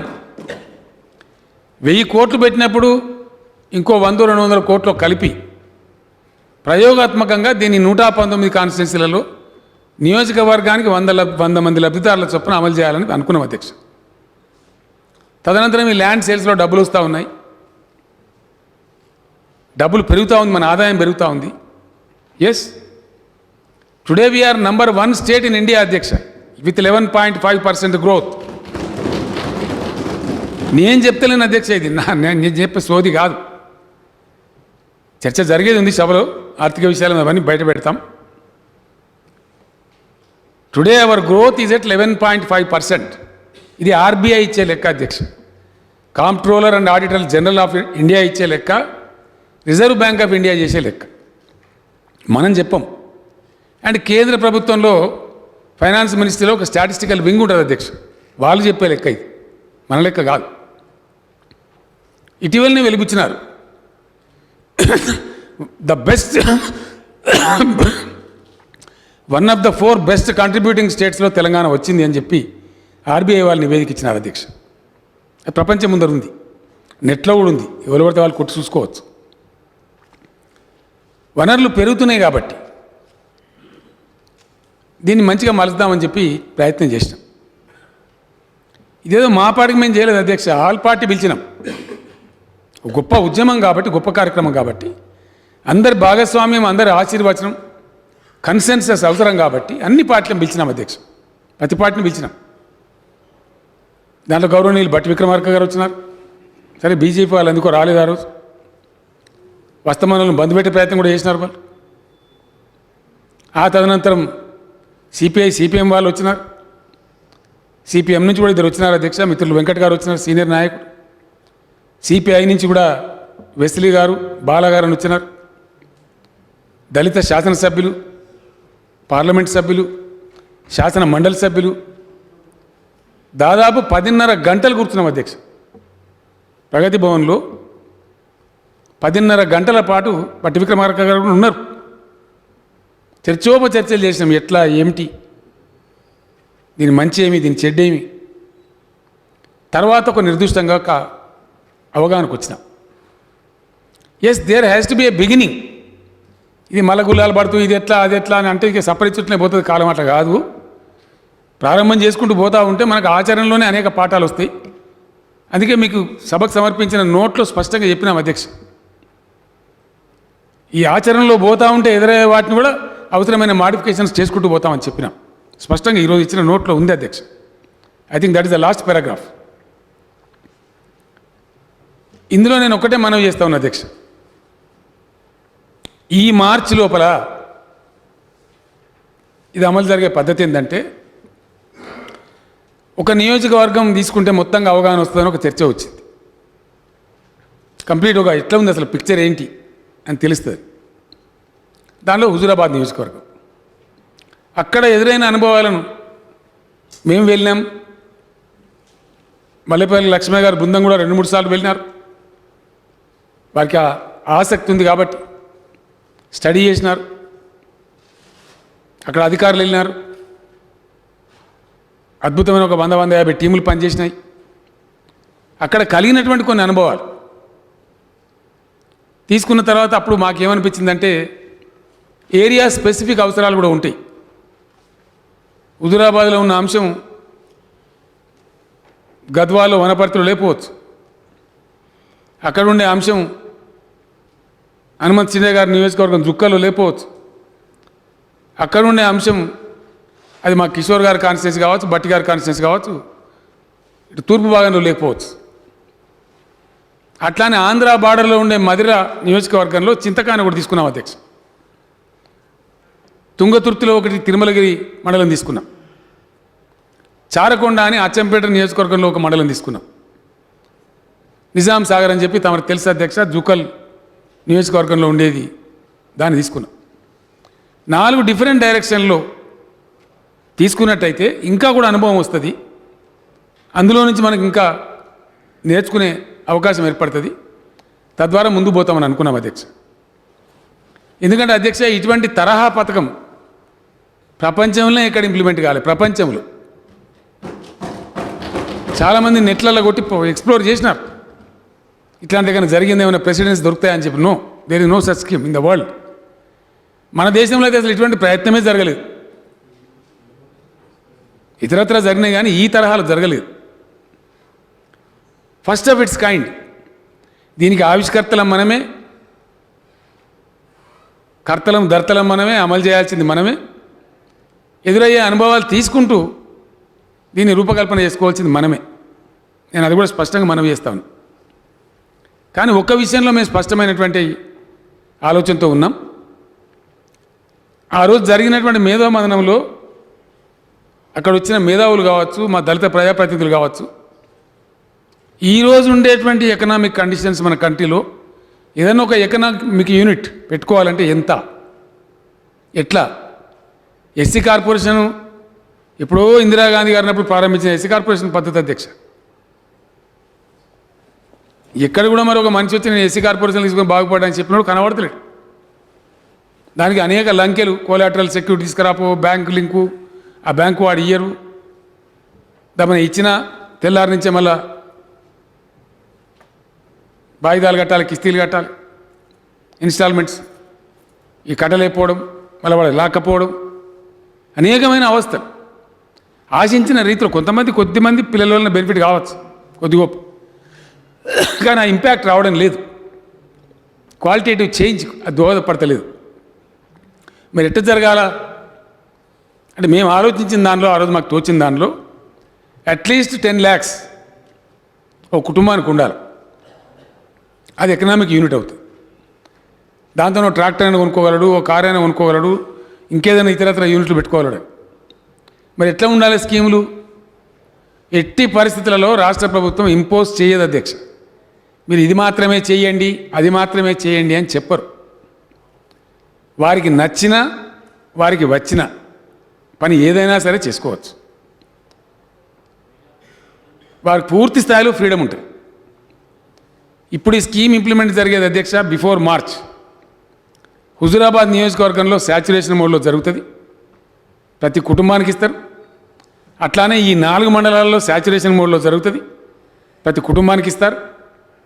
అట్లానే 100 నియోజకవర్గాలలో మొత్తం అంటే అన్ని నియోజకవర్గాలలో ప్రతి నియోజకవర్గానికి 100 చొప్పున ఈ మార్చిలోపు ఇంప్లిమెంట్ చేస్తాం అధ్యక్ష. రఘునందన్ రావు గారు చాలా పెద్ద సందేహం వచ్చింది. ఒక హుజూరాబాద్కి విడుదల చేసినరా, వీటికి కూడా విడుదల చేస్తారని చెప్పి. ఇది ప్రభుత్వం రఘునందన్ రావు గారు, మాకు చాలా బాధ్యత ఉంది. రాష్ట్రం తెచ్చిన వాళ్ళం ముందర కూడా మేమే ఉంటాం, మీరు ఉండేదా సత్యదా నాకు అర్థం కాదు. మాకు అన్ని అంచనాలని, కొంతమందికి ఏదో ఈస్ట్మన్ కలర్ డ్రీమ్స్ ఉండొచ్చు అధ్యక్ష, కానీ ప్రజల్ని ఎవరు ఉంచుతారో మేము రాజకీయ పార్టీ కదా అధ్యక్ష, మాదేమన్నా మఠమా? మాకు తెలియదా? మాకు అంచనాలు ఉండయా? మాకు సర్వేలు ఉండయా? డెఫినెట్ కూడా ముందర కూడా మా ప్రభుత్వమే కొనసాగుతుంది అధ్యక్ష, దాని డౌట్ ఎందుకు? I have no iota of doubt. ఇన్ని మంచి కార్యక్రమాలు చేస్తున్న ఎందుకు పక్క పెడతారు అధ్యక్ష? ప్రజలు నాకు అర్థం కాదు. ఏం కారణం చేత పక్క పెడతారు అధ్యక్ష? దేనికైనా నేను అందుకే చెప్పిన ఆత్మవిశ్వాసం ఉంది మాకని. అంటే దాదాపు ఒక ఈ 4 మండలాలు కలిసి కూడా సుమారు ఒక 1000-1500 కోట్లు ఖర్చు అవుతుంది అధ్యక్ష. మొదట్లో పెట్టుకున్న 1000 కోట్లు ఏదైతుందో అది కూడా ఖర్చు అవుతుంది. అంటే సుమారుగా 2.5 నుంచి 3,000 కోట్లతోని ఈ మార్చి లోపల ఈ కార్యక్రమం ఇంప్లిమెంటేషన్ జరిగిపోతుంది అధ్యక్ష. దానికి ఏం ఆటంకం కూడా లేదు, చాలా కంఫర్టబుల్. ఎందుకు చేస్తా ఉన్నాం మేము పద్ధతి అంటే అందరు కలెక్టర్లకు, అందరు ఎమ్మెల్యేలకు, అందరు మినిస్టర్లకు ఈ పథకం ఇంప్లిమెంటేషన్కు ఒక ప్రిలిమినరీ మార్గం ఏర్పడాలి. తర్వాత దీన్ని అద్భుతంగా స్కేలప్ చేస్తాం. ఒకరోజు చేయలేం, కానీ ఆ స్కేలప్ చేసేటప్పుడు చిన్న ఇబ్బందులు రాకూడదు, సాఫీగా పథకం అమలు జరగాలి. దానికోసంగా 100 మందికి చేస్తే అది ఎమ్మెల్యే గారికి వదిలేస్తాం అధ్యక్ష ఛాయిస్. వారు 2 మండలాలు తీసుకుంటారా, 2 గ్రామాలు తీసుకుంటారా, లేదా మున్సిపాలిటీ కలిగి ఉన్న వ్యక్తి అయితే ఒక వార్డు ప్లస్ ఇంకో గ్రామం తీసుకుంటారా, లేదా ఒక ఊరిలో మాకు ఒక ఎమ్మెల్యే గారు కలిసిండు అధ్యక్ష. నాకు ఆ ఎమ్మెల్యే గారు అన్నాడు, సార్ నాకు ఒక ఊళ్ళో 40 ఉన్నాయి దళిత కుటుంబాలు మొత్తం తీసుకున్నాడు, తీసుకో అని చెప్పింది. వారికి వదిలినాం మేము. ఈ 100 మంది లబ్ధిదారులను ఎక్కడ తీసుకుంటారు అనేది గౌరవ శాసనసభ్యులు వారి నియోజకవర్గంలో చేసుకుంటారు, వాళ్ళకి ఇంప్లిమెంట్ చేస్తాం. ఆ ఎమ్మెల్యే గారికి అనుభవం వస్తుంది, ఆ లబ్ధిదారులు తీసుకున్నది ఎట్లా విజయవంతం అవుతుంది, ఎట్లా జరుగుతూ ఉందనే తెలుస్తుంది. మళ్ళీ ఏమైనా మాడిఫికేషన్ చేసుకున్నా కూడా తెలుస్తుంది. ఏది అత్యంత లాభదాయకంగా ఉందో కూడా తెలుస్తుంది. ఇవన్నీ విషయాలు మనకు ఈ గత రాబోయే 4-5 నెలల్లో ఈ మార్చి వచ్చేటప్పుడు తెలుస్తుంది అధ్యక్ష. నెక్స్ట్ మార్చిలో కనీసంగా 20,000 కోట్లు పెట్టుకున్నారు ఇక బడ్జెట్లో. నెక్స్ట్ బడ్జెట్ 2 లక్షల కుటుంబాలు టేకప్ చేస్తాం. ఈచ్ కాన్స్టిట్యున్సీకి దాదాపు 2,000 మందికి లబ్ధిదారులకు వస్తుంది. అప్పుడు ఎక్కువ గ్రామాలు తీసుకోగలుగుతారు, అన్ని మండలాలు కవర్ చేయగలుగుతారు. కాబట్టి ఆటోమేటిక్గా ఆ ఇంప్లిమెంటేషన్ చాలా సాఫీగా జరుగుతుంది. ఇట్లా ఈ విధంగా చేసుకుంటూ పోతాం అధ్యక్ష. బట్టి గారు, నేను మీకు ఒకటే మనవి చేస్తా ఉన్నా, వర్క్షాప్లో మీరు ఉన్నారు, మీ ముందు కూడా చర్చ జరిగింది. ఇందులో ఎటువంటి రిస్ట్రిక్షన్స్ లేవు అధ్యక్ష. ఇతర కులస్తుల దగ్గర 10 లక్షలు ఉంటే వాళ్ళు ఎట్లయితే ఇండిపెండెంట్గా ప్లాన్ చేసుకుంటారో అట్లనే ఈ దళిత కుటుంబం కూడా ప్లాన్ చేసుకోవచ్చు. దీనిలో 2 వ్యాపారాలు పెట్టుకోవచ్చు, 3 వ్యాపారాలు పెట్టుకోవచ్చు, లేదా ఒకటే పెట్టుకోవచ్చు, లేదా 4 కలిసి 10 మంది కలిసి గ్రూప్గా పెట్టుకోవచ్చు. ఏం రిస్ట్రిక్షన్ లేదు అధ్యక్ష, దే ఆర్ ఫ్రీ. తర్వాత నీ కాన్స్టిట్యున్సీలనే పెట్టుకోవాలా, నీ తాలూకాలనే పెట్టుకోవాలి, నీ మండలంలో పెట్టుకోవాలి, ఆ నిబంధన కూడా లేదు అధ్యక్ష. ఆయన ఎక్కడైనా పెట్టుకోవచ్చు రాష్ట్రంలో. There is no restriction at all. కావాల్సిందల్లా ఆయనకు చెప్పిస్తాం కాబట్టి ఆయన ఎప్పటికప్పుడు ఆ ఎవల్యూషన్లో రావాలి అంతే. అనుకున్న వ్యాపారం ఆయన పెట్టుకున్నాడా, వ్యాపారం కావచ్చు, ఇంకోటి కావచ్చు, పని ప్రారంభించిందా, ఆ పని ఫలితం ఎట్లా ఉంది అనే మానిటరింగ్లో మాత్రం ఆయన లైన్లో ఉంటాడు. ఎక్కడి వాడు ఫలాని చింతకాని వాడు, చింతకాని ఆయన వచ్చి వరంగల్లో పెట్టుకోవచ్చు, హైదరాబాద్లో పెట్టుకోవచ్చు, రంగారెడ్డిలో పెట్టుకోవచ్చు. మేము అతన్ని నిరోధించాం, అబ్జెక్షన్ చేయం. కానీ లైన్ మీద మాత్రం ఉండాల్సి వస్తుంది అతను. ఈ లబ్ధిదారుడు ఎక్కడైనా అంటే పలానా చింతకాని మండలం అయినా పలానా గ్రామం అయినా ఈయన పలానా దగ్గర పెట్టుకున్నారు, బాగా చేసుకుంటున్నారు, ఆ లెక్క కోసమే ఆ చిప్ అధ్యక్ష. ఆయనకు రిస్ట్రిక్షన్ పెట్టడానికి కాదు అధ్యక్ష. నాకు అత్యంత సంతృప్తి ఉన్న విషయం ఏంటంటే, మిత్రులు కిషోర్ గారు తాము మాట్లాడినప్పుడు చెప్పినారు, ఇందులో అద్భుతమైన అంశం అధ్యక్ష. నేను అనేక పుస్తకాలు చదివినప్పుడు కలిగిన ఆలోచనలో ఇట్లా మాకు కూడా ఉంటే బాగుండే కదా, అది కూడా ఆలోచన ఇక్కడ జరిగింది కాదు అధ్యక్ష, ఒక ప్రేరణ. సమాజం ఇట్లుంటే బాగుంటుంది. దానిలో నేను ఒక చిన్న ప్రయోగం చేసిన అధ్యక్ష. సిద్దిపేటలో ఎమ్మెల్యే ఉన్నప్పుడు ఒక ఫ్రెండ్షిప్ బ్యాంక్ అని పెట్టినాం. ఫ్రెండ్షిప్ బ్యాంక్ పేరు బ్యాంక్ అని దాని డబ్బులు ఉండే అధ్యక్ష. రిజిస్టర్ ఉంటుంది, మనసులో పేర్లు ఉంటాయి. అందులో 800-900 మంది ఉన్నాం అనుకోండి. 900 మందిలో ఎవరికి ఏ ఆపద వచ్చినా, ఏ సంపద వచ్చినా, ఇల్లు కట్టుకున్నా, అమ్మాయి పెళ్లి చేసినా, లేదా MBBS సీట్ వచ్చింది బిడ్డకు ఫీజు కట్టాలన్నా, లేదు ఇంకేదైనా వ్యాధి వచ్చిందన్నా, ఈ మిగిలిన సభ్యులు అందరు కలిసి తలా ఒక ఎంత ఉంటే అంత జేబులో ఇంత ఇవ్వాలని రిస్ట్రిక్షన్ కూడా లేదు. టపా టపా టపా జమ చేస్తాం, నిమిషాల మీద ఆయనకు సాయం చేస్తాం. చాలామంది గవర్నమెంట్ ఎంప్లాయీస్ చేరింది అధ్యక్ష మా బ్యాంకులో. ఇది బాగున్నది సార్ అని చెప్పి. ఆయనకు తెలియని ఇప్పుడు ఇల్లు కట్టుకుంటుంది అనుకోండి, సమాచారం వస్తే మొత్తం మనం అందరం కలిసి 3 లక్షలు 2 లక్షలు 4 లక్షలు జమ చేసి కొంచెం ఆయనకి ఇచ్చేస్తాం. అమ్మాయి పెళ్లి పెట్టుకున్నాడు అనుకోండి, ఈ బ్యాంక్ నుంచి పోయి ఒక 4 లక్షలు 5 లక్షలు జమ చేసి ఇచ్చేస్తారు. అతను లేడు అధ్యక్ష, ఇప్పుడు చనిపోయాడు. జేజే రమేష్ అని ఒక కౌన్సిలర్ ఉండేవాడు. అతనికి అనుకోకుండా 2 కిడ్నీలు ఫెయిల్ అయితే ఆ రోజు ఎస్టిమేట్ ఇచ్చింది 3,75,000 రూపాయలు కావాలంటే గంటలలో అధ్యక్ష ఈ ఫ్రెండ్షిప్ బ్యాంకే గంటలలో ఫ్యూ అవర్స్లో ఎంత ఉంటే అంత, ఒక ఆయన 500, ఒక ఆయన 1000, ఒక ఆయన 300, ఇట్లా ఎంత ఉంటే అంత జమ చేసి 5.5 లక్షలు జమ చేసి సాయంత్రానికల్లా అతను తెచ్చి ఇక్కడ హాస్పిటల్ జాయిన్ చేసిన అధ్యక్ష. కిడ్నీ ట్రాన్స్ప్లాంట్ కూడా చేయించిన ఆయన 6 ఏళ్ళు బతికినాడు. అక్కడ డబ్బులు లేవు, కానీ ఒక అవగాహనతో కూడుకున్న బృందం, ఒక అద్భుతమైనటువంటి శక్తి. దీన్ని ఏమంటారంటే అధ్యక్ష, సపోర్టివ్ స్ట్రక్చర్ అంటారు, సేఫ్టీ నెట్ అంటారు. దాని తెలుగు భాషలో మేము అనువదించినప్పుడు రక్షణ నిధి అని పేరు పెట్టినాం. ఈ దళిత బంధు లబ్ధిదారుల యొక్క రక్షణ నిధి. మిత్రులు కిషోర్ చెప్పిన అధ్యక్ష, 10,000 రూపాయలు అతను కంట్రిబ్యూషన్ అంటే అతను 9,90,000తో ఏదైనా చేసుకుంటాడు, 10,000 కంట్రిబ్యూట్ చేస్తాడు. 10,000 దానికి గవర్నమెంట్ ఇస్తూ ఉంది. ఫర్ ఎగ్జాంపుల్ హుజురాబాదే అనుకుందాం, పూర్తి కాన్స్టిట్యున్సీ చేస్తున్నాం కాబట్టి. సమగ్ర కుటుంబ సర్వేలో మనకు అక్కడ ఒక 21,000 లెక్క వచ్చింది అధ్యక్ష. ఇప్పుడు సుమారు 17-18 మందికి ఏదో డబ్బులు వేసినారు వాళ్ళ బ్యాంకులలో. సరే, కొందరు దుర్మార్గులు మీకు ఇయ్యరు, వాపసు పోతే అధ్యక్ష. హుజురాబాద్లో ఎలక్షన్ అయిపోతే కానీ టీఆర్ఎస్ గవర్నమెంటే ఉంటుంది కదా. అయినా టీఆర్ఎస్కు ఒక్క చిన్న ఎలక్షనే ఉంటుంది అధ్యక్ష, నెక్స్ట్ ఎలక్షన్ ఉంటుందా మాకు? నెక్స్ట్ ఎలక్షన్లో మళ్ళీ మేము గెలవమా? అగో ఇది విచిత్రమైన వాదన. ఒక్క ఎలక్షన్ కోసం గంత పచ్చాబద్దాలు ఆడతారండి? ఇంత దుర్మార్గమా? అట్లుంటుందా అనండి ఒక బాధ్యత గల ప్రభుత్వాన్ని పట్టుకొని అట్లా మాట్లాడచ్చునా? మర్యాదనేనా? అధ్యక్ష, అక్కడ ఏమవుతుంది? ఒక 22,000 మంది పోయి నేను చెప్పిన అధ్యక్ష, ఇంకోటి కూడా చాలామంది పాపం దళిత కుటుంబాలు బతకపోయినారు. అక్కడ ఉపాధి లేక బతకపోయినారు. ఏ హైదరాబాద్కో మరో చోటకో పోయిన పాపం ఏదో వేసుకొని బ్రతుకుతాడు. మా ఊళ్ళో ఇస్తాను కదా అని చెప్పి మళ్ళీ వస్తారు అధ్యక్ష. వాళ్ళని నిరాకరించవద్దు అని చెప్పినండి. ఎందుకు? ఈ పథకం యొక్క లక్ష్యం అధ్యక్ష, కొన్ని విషయాలు చెప్పాలి, అవసరం ఉంది. రఘునందన్ రావు గారు బాగా మాట్లాడిన వారికి ధన్యవాదాలు. భారత ప్రభుత్వంకి చేయాలని నేను కోరుతున్నా. ఎందువల్ల అంటే అధ్యక్ష, డైమెన్షన్స్ మారినాయి. దళితుల జనాభా 15% అని లెక్కబెట్టి మొత్తం దేశం స్థాయిలో రాష్ట్రం స్థాయిలో 15% రిజర్వేషన్ ఇస్తామని, కానీ కాదు అధ్యక్ష, ఫ్యాక్ట్ కాదు. చాలా పెరిగిపోయింది పర్సెంటేజ్. ఇలా మన రాష్ట్రంలోనే మంచిర్యాల జిల్లాలో అత్యధికంగా అధ్యక్ష 25.64 ఉంది దళితుల పర్సెంటేజ్, 25.64%. అట్లానే జనగామలో 21.53, భూపాలపల్లి జయశంకర్ భూపాలపల్లి 22.46, కరీంనగర్ 20.44, ఖమ్మం 21.35, నాగర్ కర్నూలు 22.27, పెద్దపల్లి 21%, రంగారెడ్డి 21.37%, వికారాబాద్ 21.91%. నేను చదివిన అన్నీ కూడా 20% ఎబవ్ ఉన్నాయి అధ్యక్ష. మనం ఇచ్చే రిజర్వేషన్ 15%, దాని తర్వాత 19% ఉన్నాయి, 18% ఉన్నాయి. లోయెస్ట్ వచ్చేసి హైదరాబాద్ అధ్యక్ష 11.71% ఉంది హైదరాబాద్ సిటీలో.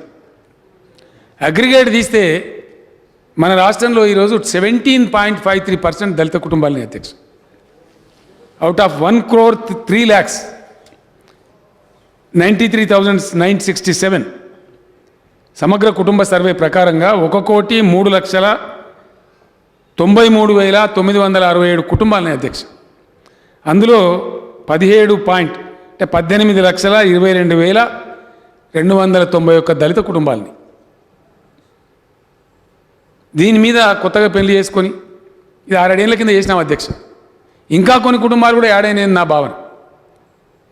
పెళ్ళైన ఈడికి వచ్చిన పిల్లలు ఉంటారు కాబట్టి ఆయన పెళ్లి చేయగానే విడిగా కాపురం పెట్టుకుంటాడు, సంసారం కాబట్టి అట్లా ఇంకా దాదాపు 50,000 ఎన్ని పెరిగినాయి. కాబట్టి దళితుల రిజర్వేషన్ల శాతం కూడా పెంచాలి. ఆ అవసరం ఉంది. జాతీయ ప్రభుత్వం దాన్ని గుర్తించాలి. ఎస్, అంబేద్కర్ గారి స్ఫూర్తి పాటించదలుచుకుంటే కేంద్ర ప్రభుత్వం వెంటనే చేయాలి అధ్యక్ష. ఇంకో పక్క డిమాండ్ వస్తూ ఉంది, బీసీ కులగణన చేయాలి. రఘునందన్ రావు గారు చాలా ఉన్నతమైన ఆశయంతో చెప్పినారు అధ్యక్ష. జనాభాకు పోరాటగా ఉండాలని చెప్పి సంతోషం, చాలా మంచి మాట. మరి మీ ప్రభుత్వం ఎందుకని కేంద్రంలో కులగణన చేయమంటే నిరాకరిస్తూ ఉన్నారు? సుప్రీంకోర్టులో చేయలేమని అఫిడవిట్ చేసినారు నిన్నగాక మొన్న. What is the reason? తప్పకుండా బీసీల కులగణన జరగాలి. ఎందుకు జరగద్దండి? మనం కూడా శాసనసభ తీర్మానం చేసి పంపిద్దాం అధ్యక్ష.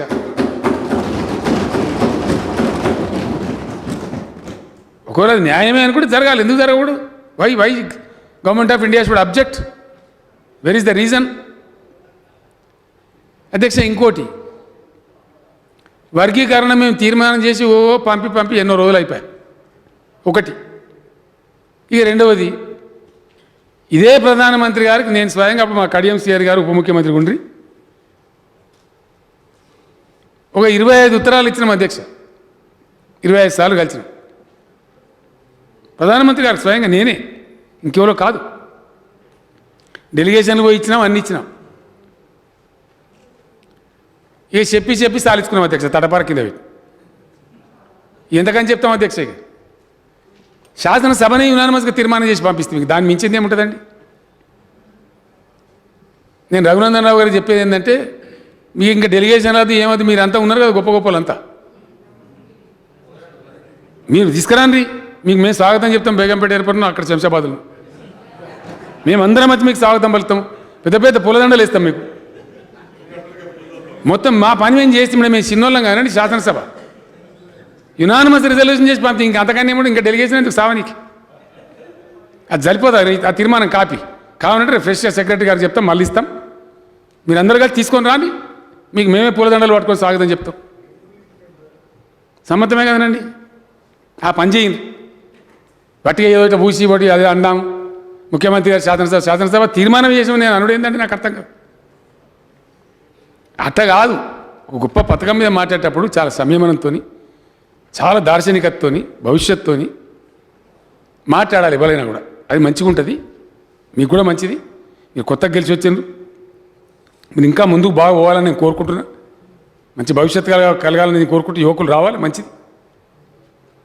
ఇంకేదైనా నేర్చుకొని మంచిగా గొప్పగా మాట్లాడితే ఇంకా ఉన్నత్యం పెరుగుతుంది మీకు.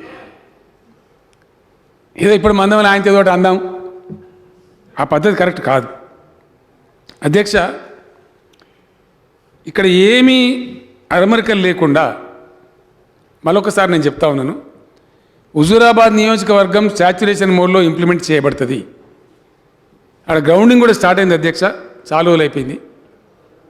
ఇంకా చేస్తూ ఉన్నారు. చాలా పెద్ద ఎత్తున కరీంనగర్ డైరీ విజయవంతం ఉంది కాబట్టి ఒక 2-3 వేల డైరీ ఫామ్లకు వచ్చింది డిమాండ్. దాన్ని ఇంప్లిమెంట్ చేస్తూ ఉన్నారు. ఇప్పుడు మీకు అన్ని స్కీములు కూడా గ్రౌండ్ చేస్తూ ఉన్నారు, వరుస చేస్తారు. ఎవరన్నా దండం పెట్టి చెప్పినా కానీ ఇంత పెద్ద రాష్ట్ర ప్రభుత్వం బడ్జెట్ హుజూరాబాద్ ప్రజలకు డబ్బులు ఇచ్చి మళ్ళీ వాపసు తీసుకుంటారా అధ్యక్ష? అంత చీప్ పనికి ఎవరైనా పూనుకుంటారా? అది మీరు భ్రమలలో ఉన్నట్టున్నారు. అది ఏమి ఇబ్బంది లేదు. సుభిక్షంగా డబ్బులు ఆన్నే ఉంటాయి, వాళ్ళకే చెందుతాయి. ఇంకో నెల కానీ, నెల 15 రోజులు కానీ, 2 నెలలు కానీ ఆ ప్రజల డబ్బు వాళ్ళకే ఉంటుంది, వాళ్ళకే ఇంప్లిమెంట్ చేస్తారు. జిల్లా అధికారులు చేస్తున్నారు. స్కీమ్ గ్రౌండ్ అయిపోతుంది. మీరు ఏం ఫికర్ చేయకుండా రఘునందనరావు గారు, దానికి ఫికరే వద్దు మీకు. ఇక రెండవ అంశం అక్కడ అవుతుంది. ఈ 4 మండలాలు కూడా శాచ్యురేషన్ మోడ్ అధ్యక్ష. మొన్ననే చెప్పినాను నేను. ఐ థింక్ నెక్స్ట్ వీక్ ఎప్పుడో వాళ్ళకి డబ్బులు రిలీజ్ చేసేస్తారు. ఇప్పుడు ఆల్రెడీ వర్క్ చేసేసినాం.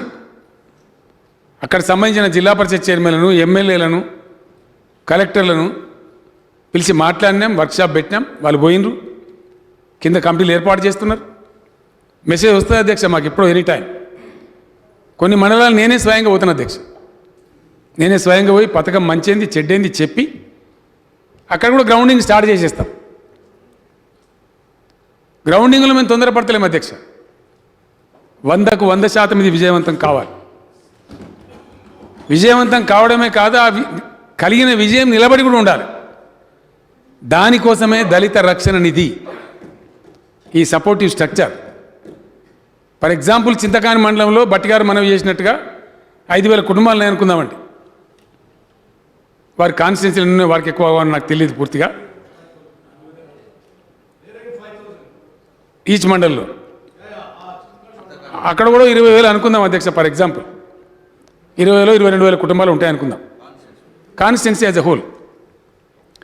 ఆ 20,000 మండలాలకు కలిసి ఏమైంది అధ్యక్ష ఈ దళిత రక్షణ నిధి అంటే ఏంటంటే, ఏవైతే కమిటీలు వేస్తున్నామో ఈ రక్షణ నిధి కమిటీల ఆధ్వర్యంలో ఉంటుంది. మనుషులం కాబట్టి ముందే కొంచెం పరిస్థితి బాగలేని జాతి కాబట్టి మళ్ళీ ఏదైనా దక్కా తగిలి వాళ్ళ ఆ కుటుంబం కిందికి పోవద్దని మా ఆలోచన అధ్యక్ష.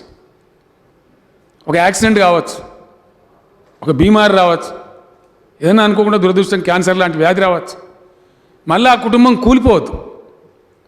కూలిపోకుండా సపోర్ట్ ఇచ్చి ఒక సపోర్టివ్ స్ట్రక్చర్ లాగుండి నిలబెట్టేదే దళిత రక్షణ నిధి. అంటే బట్టిగారి కాన్స్టిట్యున్సీలో ఫర్ ఎగ్జాంపుల్ 20,000 కుటుంబాలు ఉంటాయనుకుంటే లబ్ధిదారుల కంట్రిబ్యూషన్, గవర్నమెంట్ కాంట్రిబ్యూషన్ కానీ 40 కోట్ల రూపాయలు ఉంటాయి అధ్యక్ష అక్కడ. ఆ 40 కోట్ల రూపాయలు ఎక్కడికి పోవు, అక్కడనే ఉంటాయి, వాళ్ళ ఆధ్వర్యంలోనే ఉంటాయి. ఆ నియోజకవర్గ దళిత కమిటీ ఆధ్వర్యంలోనే ఉంటాయి. జిల్లా కలెక్టర్ పర్యవేక్షణలో ఇట్లాంటి సంభవించినప్పుడు దాన్ని వాళ్ళకి ఇచ్చి ఆ కుటుంబాన్ని మనం నిలబెట్టేస్తారు. దట్ ఈజ్ వాట్ ఈజ్ దళిత రక్షణ నిధి. టోటల్ స్కీమ్ ఇంప్లిమెంట్ అయ్యేటప్పటికి అధ్యక్ష సుమారు 4,000 కోట్ల రూపాయలు ఉంటాయి ఏ నియోజకవర్గానికి ఆ నియోజకవర్గంలో. ఎస్, నెక్స్ట్ ఇయర్ బడ్జెట్ తర్వాత మనం ఇంప్లిమెంట్ చేస్తూ ఉంటే మీ బాన్స్వాడది ఎంత మీకు తెలుస్తుంది. నా గజ్వేల్ ఎంత నాకు తెలుస్తుంది, ఎవరి నియోజకవర్గం వాళ్ళకి తెలుస్తుంది. ఆ డబ్బులు అక్కడనే ఉంటాయి బ్యాంకులో కాబట్టి. ఇంకా కూడా కొన్ని ఆలోచిస్తున్నాం అధ్యక్ష.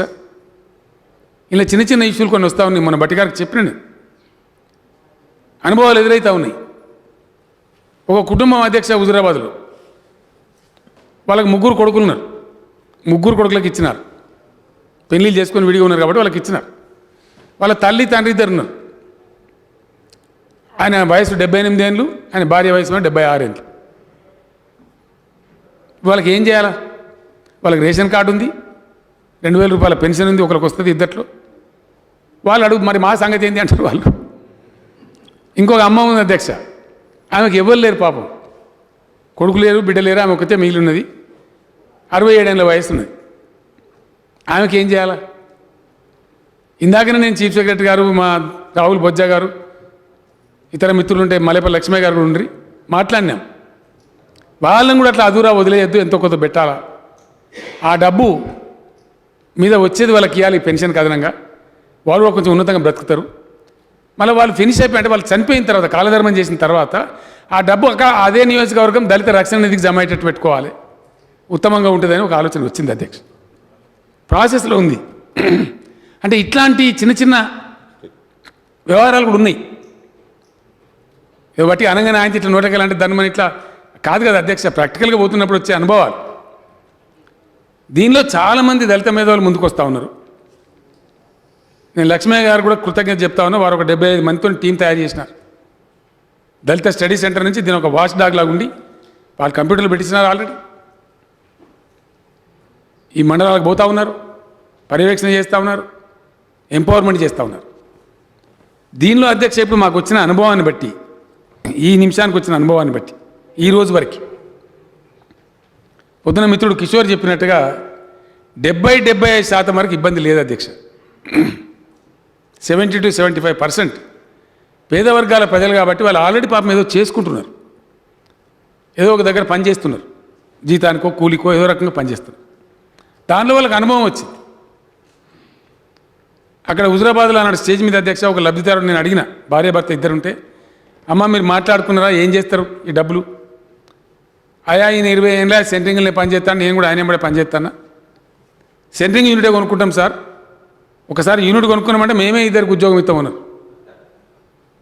ఐ ఫెల్ట్ వెరీ ప్రౌడ్, చాలా సంతోషం వేసింది. ఇలా జీతం అనుకున్న వ్యక్తి ఆయనే ఇంకో ఇద్దరికి జీతం ఇస్తా అంటున్నారు. ఈ మాట నేను ఎందుకు చెప్తున్నా అధ్యక్ష, ఇది 100% సబ్సిడీ గ్రాంట్, తిరిగి చెల్లించే అవసరం లేదు. దీనికి బ్యాంకుల లింకేజీ, ఆ బ్యాంకుల బాధరబందీ లేదు. తద్వారా ఏమైంది అధ్యక్ష, ఆయన తెచ్చుకున్నప్పుడు ఆ సెంట్రింగ్ తెచ్చుకున్నాడు, తెల్లారే పని మొదలు పెట్టిండు, ఇంకో ఇద్దరు పిల్లలు ఆయన ఇంబడి వేసుకున్నాడు, ఉపాధి ఇచ్చిండు. ఇట్లా ఏమైందంటే ఇందాక నేను మనవి చేసినట్టుగా అధ్యక్ష 17,53,000 కుటుంబాలని మనకు 6 ఏళ్ళ కింద తేలింది లెక్క. ఇంకో 1,00,000 పెరగచ్చు, 1,80,000 కోట్లు కావచ్చు ఫైనల్గా. కొన్ని డెత్స్ కూడా వస్తాయి అధ్యక్ష, కొన్ని తగ్గుతాయి, కొన్ని పెరుగుతాయి. 1,80,000 కోట్లు మనం ఇచ్చేది కొంతమంది తెలియక అధ్యక్ష, కొంతమంది గమత్ ఎకానమిస్టులు కూడా ఒకరు ఉండరు అధ్యక్ష. ఎకానమిస్టులు చాలా రకాలు ఉంటారు. ఇది సబ్సిడైజేషన్ పాలసీ రాంగ్ అంటారు. నేను మనవి చేస్తా ఉన్న అధ్యక్ష ఒక ఉదాహరణ, మేము రైతు బంధు పెట్టినాడు కూడా ఇట్లనే తెలిసినోడు తెలియనోడు మాట్లాడారు. But today the result is, నా లెక్క కాదు అధ్యక్ష, government of India statistical department of finance department ఈ మధ్యన వెలువరించిన రిపోర్ట్, తెలంగాణ వచ్చినాడు ఇక్కడ పండినటువంటి వరి ధాన్యం వాల్యూ 12,000 crores. ఈరోజు తెలంగాణ పండించే వరి ధాన్యం వాల్యూ పర్ ఇయర్ 50,000 crores. అధ్యక్ష జూలై నెల దాకా ధాన్యం సేకరణ చేస్తారా? మనం జూలై దాకా చేసినాం. 3 కోట్ల టన్నుల ధాన్యం పడితే ఎంతమందికి పని అధ్యక్ష? ఎన్ని లారీలు లాగాలి? ఎంతమంది హమాలీలు మోయాలి? ఎన్ని గిర్నీలు బియ్యం పట్టాలి? ఆ గిర్నీలు ఎంతమందికి పని వస్తుంది? మళ్ళా బియ్యం ఎఫ్సీఐకి ఎట్లా పోవాలా? ఇది స్పిన్ ఆఫ్ ఎకానమీ అనేది అంటారు అధ్యక్ష. ఇది ఈ పెట్టుబడి అనేక ఉపాధులు, అనేక ఉద్యోగాలు అనేకమైనటువంటి ఆర్థిక ప్రగతికి దోహదం చేస్తే మన రాష్ట్ర ఆర్థిక వ్యవస్థ కూడా పటిష్టమవుతుంది అధ్యక్ష. ఇదేదో దానం ధర్మం చేస్తున్నటువంటిది కాదు, ఊరికే పోయేది కూడా కాదు. ఈ స్పిన్ అవుతుంది, క్యాస్కేడింగ్ ఎఫెక్ట్ ఉంటుంది. ఆ వర్గం పూర్తి స్థాయిలో సమున్నతంగా నిలబడమే కాకుండా డెఫినెట్గా రాష్ట్ర ఆర్థిక పురోగతికి కూడా ఈ పథకం దోహదపడుతుంది. అనేక మంది కొత్తగా చదువుకున్న పిల్లలు ఉన్నారు అధ్యక్ష, ప్రతి దళిత వాడలు ఉన్నారు ఇలా మనకు. వాళ్ళు కూడా గైడ్ చేస్తూ ఉన్నారు స్కీమ్ను, చక్కటి కార్యక్రమాలు పెట్టుకుంటూ ఉన్నారు. We are very happy. ఈ రక్షణ నిధి ఉంది కాబట్టి, దాని మీద ఆ వాళ్ళకే పెత్తనం ఉంది కాబట్టి, కలెక్టర్ పర్యవేక్షణ ఉంది కాబట్టి ఎక్కడ మిస్యూజ్ జరగదు. ఇలా పైరవీలకు ఆస్కారం లేదు, మధ్యలో పైరవకారులు లేరు. స్ట్రేట్గా డబ్బు అకౌంట్లో వేస్తారు, పని వాళ్ళు ఇష్టం ఉన్నది చేసుకోవచ్చు, రిస్ట్రిక్షన్ లేదు. ఇంత మంచి పథకం నాకు తెలిసి అక్కడ ఉండదు అధ్యక్ష. చాలా రిస్ట్రిక్షన్స్ పెడతారు, నిబంధన పెడతారు, గిజ్జేయాలని చెప్తారు. ఇందులో ఏం చెప్పారు అధ్యక్ష. ఆయనకు ఆల్రెడీ అనుభవం ఉన్న పని, ఆయనకు వచ్చిన పని, ఆయనకు నచ్చిన పని, ఆయనకు అనుభవం ఉన్న పని ఏదైనా సరే పెట్టుకోవచ్చు, ఫలాన్ని మాత్రమే పెట్టుకోని చెప్తలే. కానీ ప్రభుత్వం ఒక నిర్ణయం ఏం తీసుకున్నదంటే, ఆ వర్గాలలో చాలా గొప్ప వాళ్ళు ఉండొచ్చు, గొప్ప నైపుణ్యం వాళ్ళు ఉండొచ్చు, అద్భుతమైన స్కిల్స్ ఉన్న వాళ్ళు ఉండొచ్చు. ఆపర్చునిటీ వస్తే కదా అధ్యక్ష పాపం ఆయన స్కిల్ బయటపడేది. ఆయన ఎంత తెలివికరాడో ఎప్పుడు తెలుస్తుంది. ఇతరులకేమో ఆపర్చునిటీస్ ఉన్నాయి, వాళ్ళకి ఆపర్చునిటీస్ లేవు. ఇతరులు పోటీ పడగలుగుతున్నారు, వాళ్ళు పోటీ పడలేకపోతున్నారు, ఎందుకంటే లేదు. కాబట్టి ప్రభుత్వం ఏం నిర్ణయం తీసుకున్నదంటే, గవర్నమెంట్ లైసెన్స్ ఇచ్చేటువంటి ఏజెన్సీలు, అవి మెడికల్ షాపులు కావచ్చు, ఫర్టిలైజర్ షాప్స్ కావచ్చు, బార్ అండ్ వైన్ షాప్స్ కావచ్చు, హాస్పిటల్ సప్లైస్ కావచ్చు, కాంట్రాక్ట్స్, హాస్టళ్ళకు చేసే సప్లైస్ కావచ్చు, ఇట్లా ఇంకా అనేకం ఉన్నాయి అధ్యక్ష గవర్నమెంట్ ఇచ్చేటువంటి. వాటన్నిట్లలో కూడా వీళ్ళకి రిజర్వేషన్ పెడతా ఉన్నాం. అక్కడ దళిత బిడ్డలు మాత్రమే పోటీ చేస్తారు, అందులో వాళ్ళకి దొరుకుతాయి అవన్నీ. ఎస్, మొన్న పెట్టినాం అధ్యక్ష. మొన్న పెట్టిన దాన్ని బట్టి, నాకుండే నాలెడ్జ్ని బట్టి దాదాపు 250-300 వైన్ షాపులు వాళ్ళకి దొరుకుతాయి. ఇప్పుడు లేరు అధ్యక్ష, రంగంలో వాళ్ళు లేరు, పెట్టుబడి లేదు. ఇతరులు పెట్టుకుంటున్నారు, లక్షల కోట్లు సంపాదించుకుంటా ఉన్నారు. ఇప్పుడు ఆ అవకాశం ఈ దళిత బిడ్డలకు కూడా వస్తుంది. మెడికల్ షాప్లలో వస్తుంది, ఫర్టిలైజర్ షాప్లో వస్తుంది, ఇంకా ప్రభుత్వం లైసెన్స్ ఇచ్చే ప్రతి దగ్గర వస్తుంది. అవి విత్తనాలు అమ్ముకునేది కావచ్చు, పురుగుల మందులు అమ్ముకునేది, ఎక్కడెక్కడైతే ప్రభుత్వం లైసెన్స్ ఇస్తుందో అక్కడ అన్నింటిలో కూడా రిజర్వ్ చేస్తాం కొన్ని సీట్ వాళ్ళకు, కొన్ని ప్లేస్ చేస్తే వాళ్ళకి ఆటోమేటిక్గా వాళ్ళే ఉంటారు. ఒక ఆయన కాకపోతే ఇంకో ఆయనకు ఏదో ఒక దళిత బిడ్డకు వస్తుంది. ఆ విధంగా కూడా వాళ్ళు ఇంకా ఉపాధి చేయగలుగుతారు, ఇంకా పెరగగలుగుతారు, అనేక రకాలుగా మార్గాలు చూపెట్టగలుగుతారు. ఇది ఈ స్కీమ్ యొక్క పద్ధతి అధ్యక్ష. ఇది మార్చి వరకు జరిగేటువంటి పరిస్థితి, మార్చి తర్వాత జరిగే పరిస్థితి. ఇంకా ఇది ఎట్లుంటుంది అధ్యక్ష, అంచనాలు ఉండాలి, ఎవరికైనా అవగాహన ఉండాలి. మేము రాష్ట్రం ఏర్పడ్డప్పుడు తొలి ప్రభుత్వంగా మేము ఉన్నాం కాబట్టి దీన్ని ఎటు తీసుకొని పోవాలా, ఫండమెంటల్స్ ఏంటి అని ఆలోచించినప్పుడు జనరల్గా యాన్యువల్ ప్లాన్ చెప్తారు అధ్యక్ష అధికారులు. నేను చెప్పినట్ల కాదండి, సారీ, చీఫ్ సెక్రటరీని, ఫైనాన్స్ సెక్రటరీని పిలిచినాం, ప్లానింగ్ కమిషన్ మాజీ మెంబర్లను పిలిచినాం, కొంత ఆర్థికంగా అవగాహన పెద్దలను పిలిచినాం, అనేక పుస్తకాలు తీసుకున్నాం, బడ్జెట్ పుస్తకాలు మంచి చెడ్డ. అసలు 5 సంవత్సరాలలో మనకు సమకూరే నిధి ఎంత, పన్నుల రూపంలో కావచ్చు, ఇంకోటి కావచ్చు. What is going to be the economic dynamics of the state in this 1 term. రెండవ టర్మ్కి ఎంత ఉంటుంది? కరెక్ట్గా మా అంచనాలు కరెక్ట్ ఉన్నాయి అధ్యక్ష. ఆ రోజు మేము వేసుకున్నటువంటి ఇంకొక కుడిచే ఉంది. అందుకే నేను గర్వంగా అప్పుడప్పుడు నేను చెప్తా ఉంటాను, ధనిక రాష్ట్రం.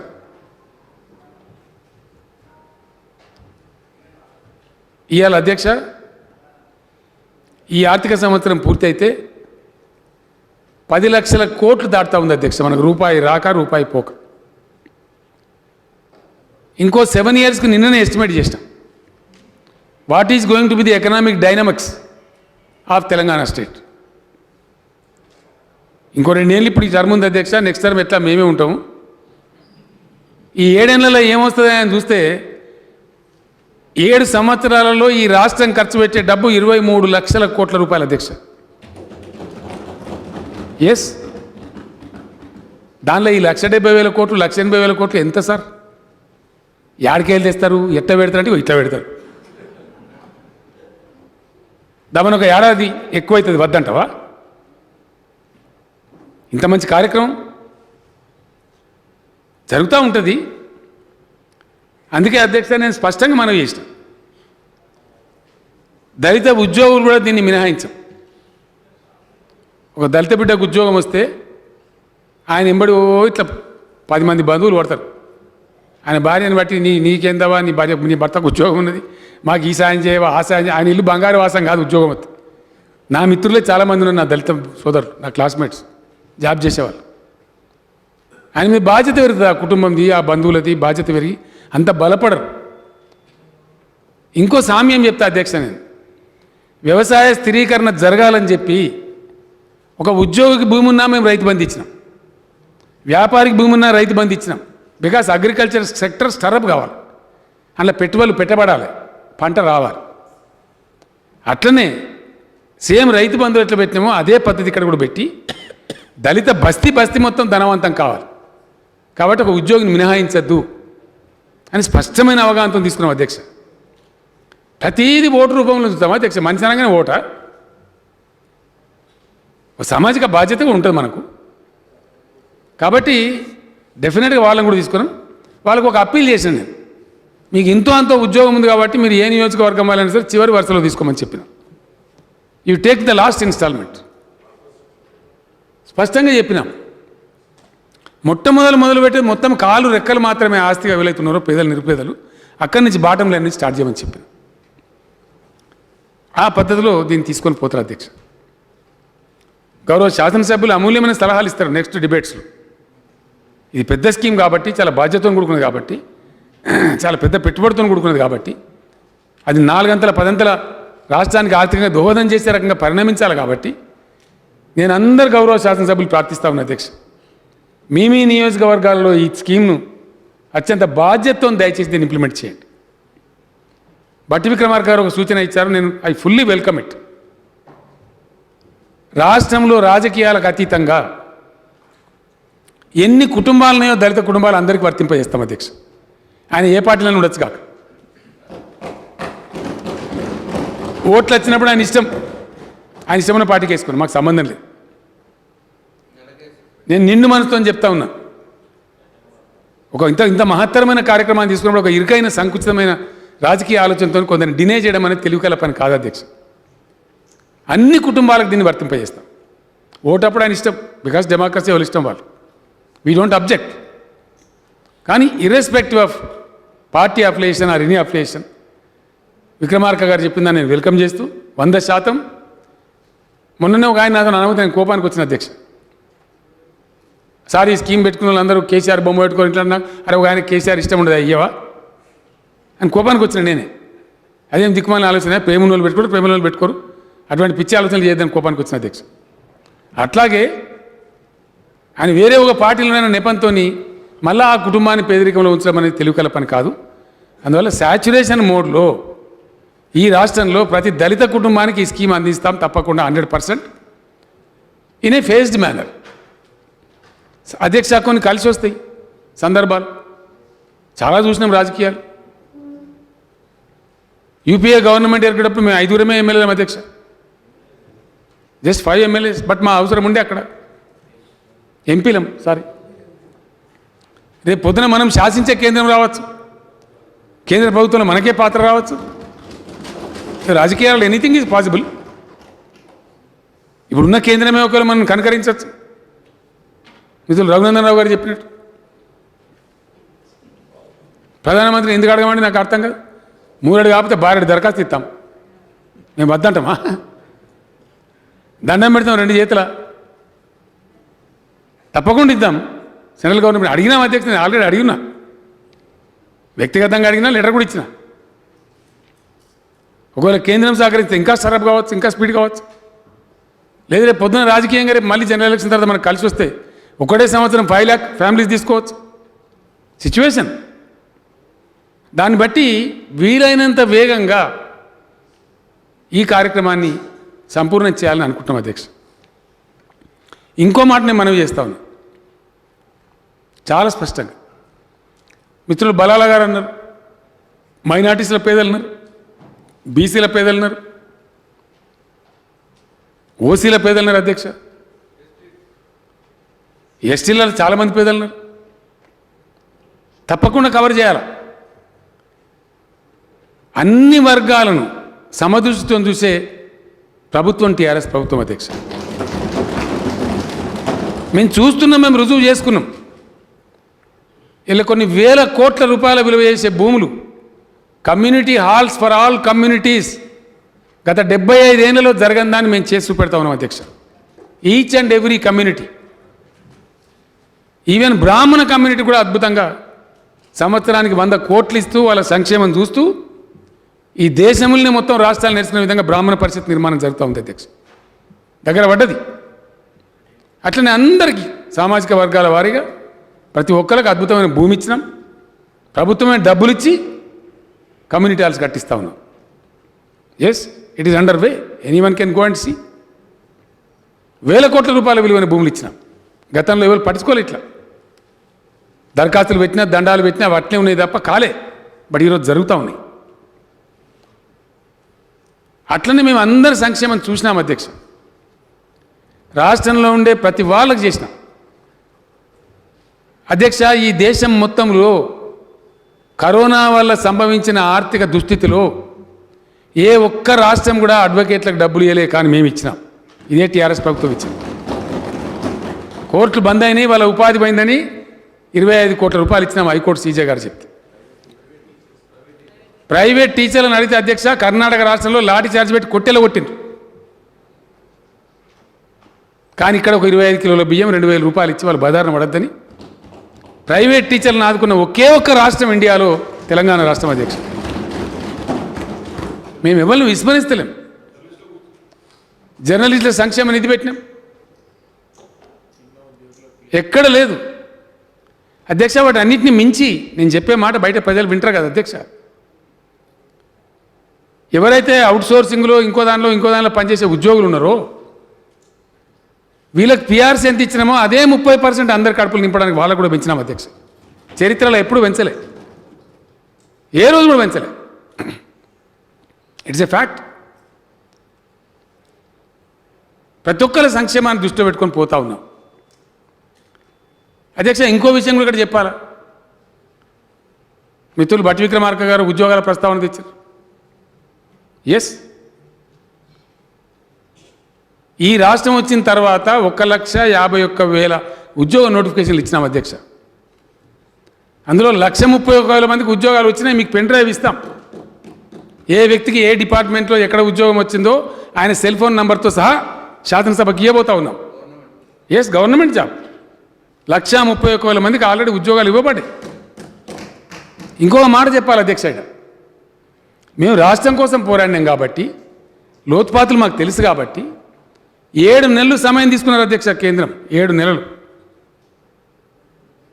మన క్యాబినెట్ ఆమోదం తెలిపి పంపిన తర్వాత, ఎందుకంటే రాష్ట్రం వచ్చిన తర్వాత డెఫినెట్గా మారుమూల ప్రాంతాలు కూడా అభివృద్ధి జరగాలని చెప్పి అడ్మినిస్ట్రేటివ్ యూనిట్లను పెంచినాం. ఎందువల్ల భారతదేశంలో అన్ని రాష్ట్రాలు జిల్లాలు చేసుకునే అధ్యక్ష, except west Bengal and Andhra Pradesh. అన్ని రాష్ట్రాలు పెంచుకున్నారు. మనం చాలా నష్టపోయినాం. చట్టం ఉంది అధ్యక్ష, నవోదయ పాఠశాల చట్టం ఉంది. మన ప్రధానమంత్రి గారితో నేను ఎట్లా సార్ మీరు చట్టం కూడా ఇంప్లిమెంట్ చేయలేదు, అన్యాయం అని చెప్పి మాట్లాడిన రఘునందన్ రావు గారు గా పని చేయండి. జిల్లాకు నవోదయ పాఠశాల చట్టం ప్రకారం రావాలి. యాక్ట్ రాలే. 7 ఏళ్ళ బట్టి అడుగుతున్నాం వరుస బట్టి. జిల్లాలు కాలేదు కాబట్టి మనకు నష్టం జరిగింది. ఇప్పుడు జిల్లాలు అయినా కూడా ఇస్తలేదు కేంద్రం. It is our right. ఈ 33 జిల్లాలు చేసుకున్నాం కాబట్టి అనేకమైన మండలాలు చేసినాం అధ్యక్ష.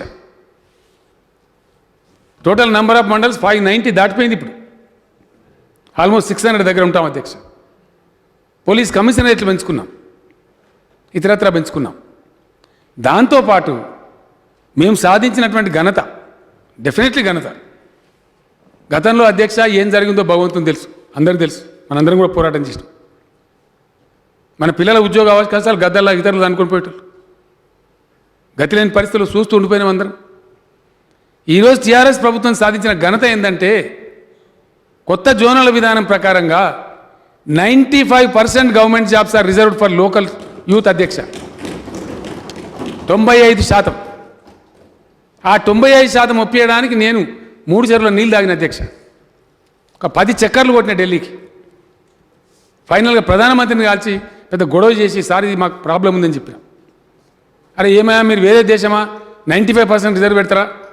నేను చెప్పిన, సార్ మాకు ఒక ప్రాబ్లం ఉంది, మీరు అర్థం చేసుకోవాలి. మాకు ఇంతకుముందు ఎవరైతే మమ్మల్ని ఎక్స్ప్లాయిట్ చేసినరో, మా పక్క రాష్ట్రం మేము మాట్లాడే భాషనే వాళ్ళు మాట్లాడతారు. మేము ఓపెన్ కోటా పెడితే మళ్ళీ వాళ్ళు పోటీకి వస్తారు. మా ప్రాబ్లం ఉన్నది అది. ఆ ప్రత్యేకత అర్థం చేసుకొని దయచేసి మీరు ఒప్పుకోవాలని చెప్తే చివరికి ఆయన ఒప్పుకున్నారు. ఇలా 95% రిజర్వేషన్స్ తెలంగాణ బిడ్డలకు ఉన్నాయి అధ్యక్ష. దాన్ని ఇప్పుడు ఏం చేస్తా ఉన్నాం? చీఫ్ సెక్రటరీ గారికి నేను చెప్పినాను, నూతన జోనల్ విధానాన్ని ధిక్కరించి ఏం చేయలేం. ప్రతి మండలంలో, కొత్తగా ఏర్పడ్డ మండలంలో, అక్కడ పంచాయతీ మండలం కావచ్చు, రెవెన్యూ మండలం కావచ్చు, అక్కడ వచ్చే పోలీస్ స్టేషన్ కావచ్చు, అక్కడ వచ్చే ఇతర కార్యాలయాలు కావచ్చు, సిబ్బందిని మేము రిక్రూట్ చేయాలా? ఎట్లా చేయాలి అధ్యక్ష? ఈ జోనల్ విధానం ప్రకారంగా ఉన్న ఉద్యోగులు ఇప్పుడు విభజన అయిపోతే, రాబోయే నెల 10 పూటలలో అయిపోతాయి.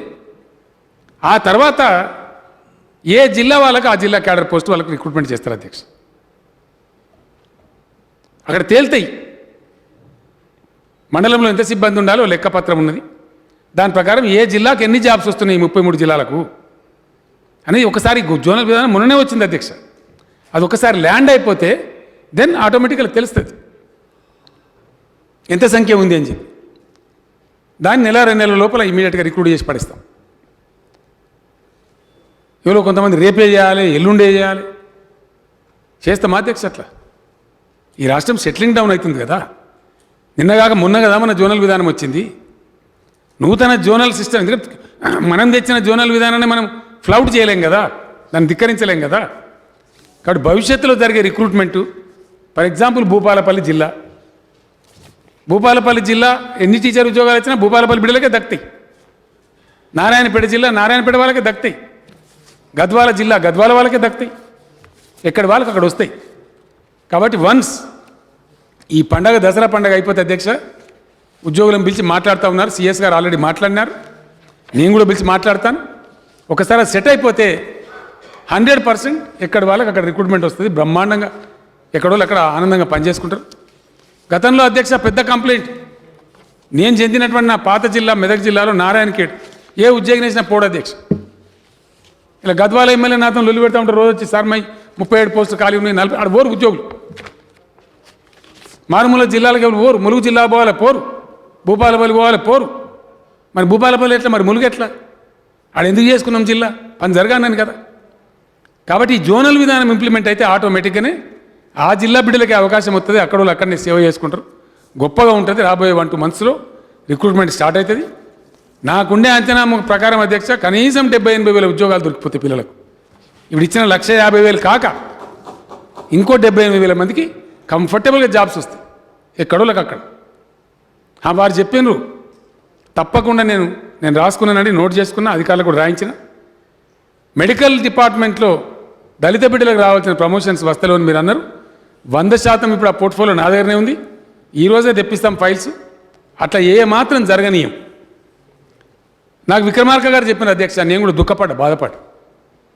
డీజీపీ గారు కూడా అన్నారు పొరపాటు జరిగింది సార్. మరియమ్మ అని ఇదే చింతకాని మండలానికి సంబంధించిన ఒక మహిళ దుర్మార్గంగా పోలీసులు కొట్టి చంపితే తీవ్ర చర్యలు తీసుకున్నాం. వాళ్ళని డిస్మిస్ చేసినాం, సస్పెండ్ చేస్తామంటే నేను ఒప్పుకోలేదు అధ్యక్ష. బలాలా గారు చెప్పినట్టు ఎస్సీ అట్రాసిటీస్ మీద, ఎస్టీ అట్రాసిటీ మీద మేము కఠినంగా వ్యవహారం చేస్తూ ఉన్నాం. ఆడబిడ్డల మీద జరిగే అత్యాచారాల మీద కూడా చాలా కఠినమైన వ్యవహారం చేస్తూ ఉన్నాం. ఆడబిడ్డల మీద అత్యాచారం జరిగితే వాళ్ళకి ఏం గతి అవుతుందో ఈ రాష్ట్రంలో ప్రజల ముందు ఉంది అధ్యక్ష. ఎంత కఠినంగా మేము వ్యవహారం చేస్తున్నాం అనేది. అట్నే వారు బట్టి గారు చెప్తే ఆ పిల్లలకు లాభం చేసినాం, వాళ్ళకు ఉద్యోగం ఇస్తామని చెప్పిస్తా ఉన్నాం, ఇల్లు కట్టిస్తామని చెప్పినాం. నేను ఒక్కటే మాట మీకు మనవి చేస్తా ఉన్నా,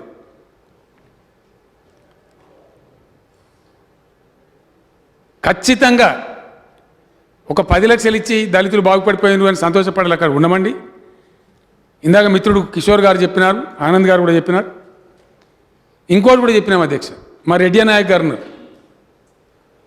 ఇతర మా ఎమ్మెల్యేలు, మా మహిబాద్ శంకర్ నాయక్, నాకు ఇంకో నారాయణఖేడ్ భూపాలెడ్డి, పొద్దున్న లేస్తే పట్టుకున్న తండకు రోడ్ సైడ్ లేస్తారు, తండకు రోడ్లు వేస్తారు. 70 కోట్ల రూపాయలు ఇచ్చాం అధ్యక్ష నారాయణఖేడ్కి, మళ్ళీ పోతున్నాను మళ్ళీ 2 తండాలు కావాలి. నిన్న ఇది ఏం అంతులేని కథనాయా బాబు. నేను మన చీఫ్ సెక్రటరీ గారిని రిక్వెస్ట్ చేసి ఇట్లా కాదండి, ఇది పద్ధతి కాదు, ఎస్సీ వెల్ఫేర్ డిపార్ట్మెంటు మన యొక్క సప్లాన్ నిధులని, ఎస్టీ సప్లాన్ నిధులని వన్స్ ఫర్ ఆల్ మొత్తం దళిత వాడలలో ఇన్ఫ్రాస్ట్రక్చర్ క్రియేషన్కి ఎంత డబ్బు అవసరమైతే చూడండి. ఓ 3,000 కోట్ల 4,000 కోట్ల ఒక సంవత్సరం కాబట్టి 2 సంవత్సరాలు చేసుకుందాం, కానీ అది కంప్లీట్ అయిపోవాలి, ఈ షికాయత్ నాకు రావద్దని చెప్పినాం. అన్ని జిల్లా కలెక్టర్లకు ఆదేశాలు పోయినాయి, ఆల్రెడీ చేస్తూ ఉన్నారు.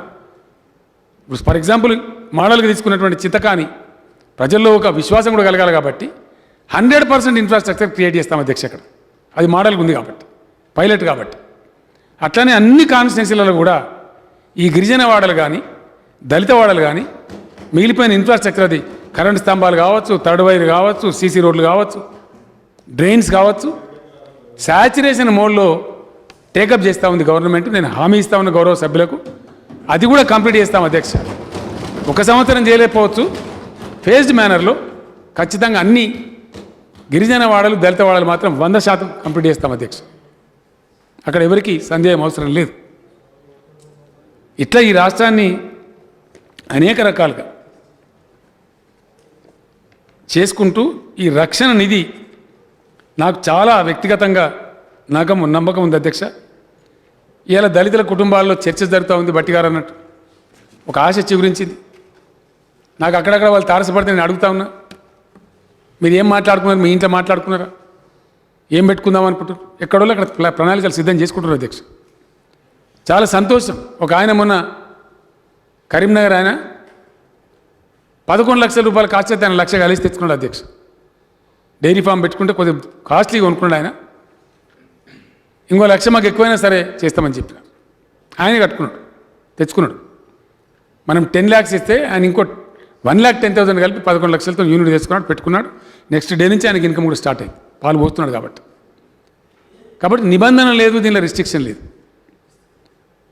మిత్రుడు బలాలా చెప్పినట్టు, ఇతర మిత్రులు చెప్పినట్టు ఇతర వర్గాలలో కూడా పేదలు ఉన్నారు.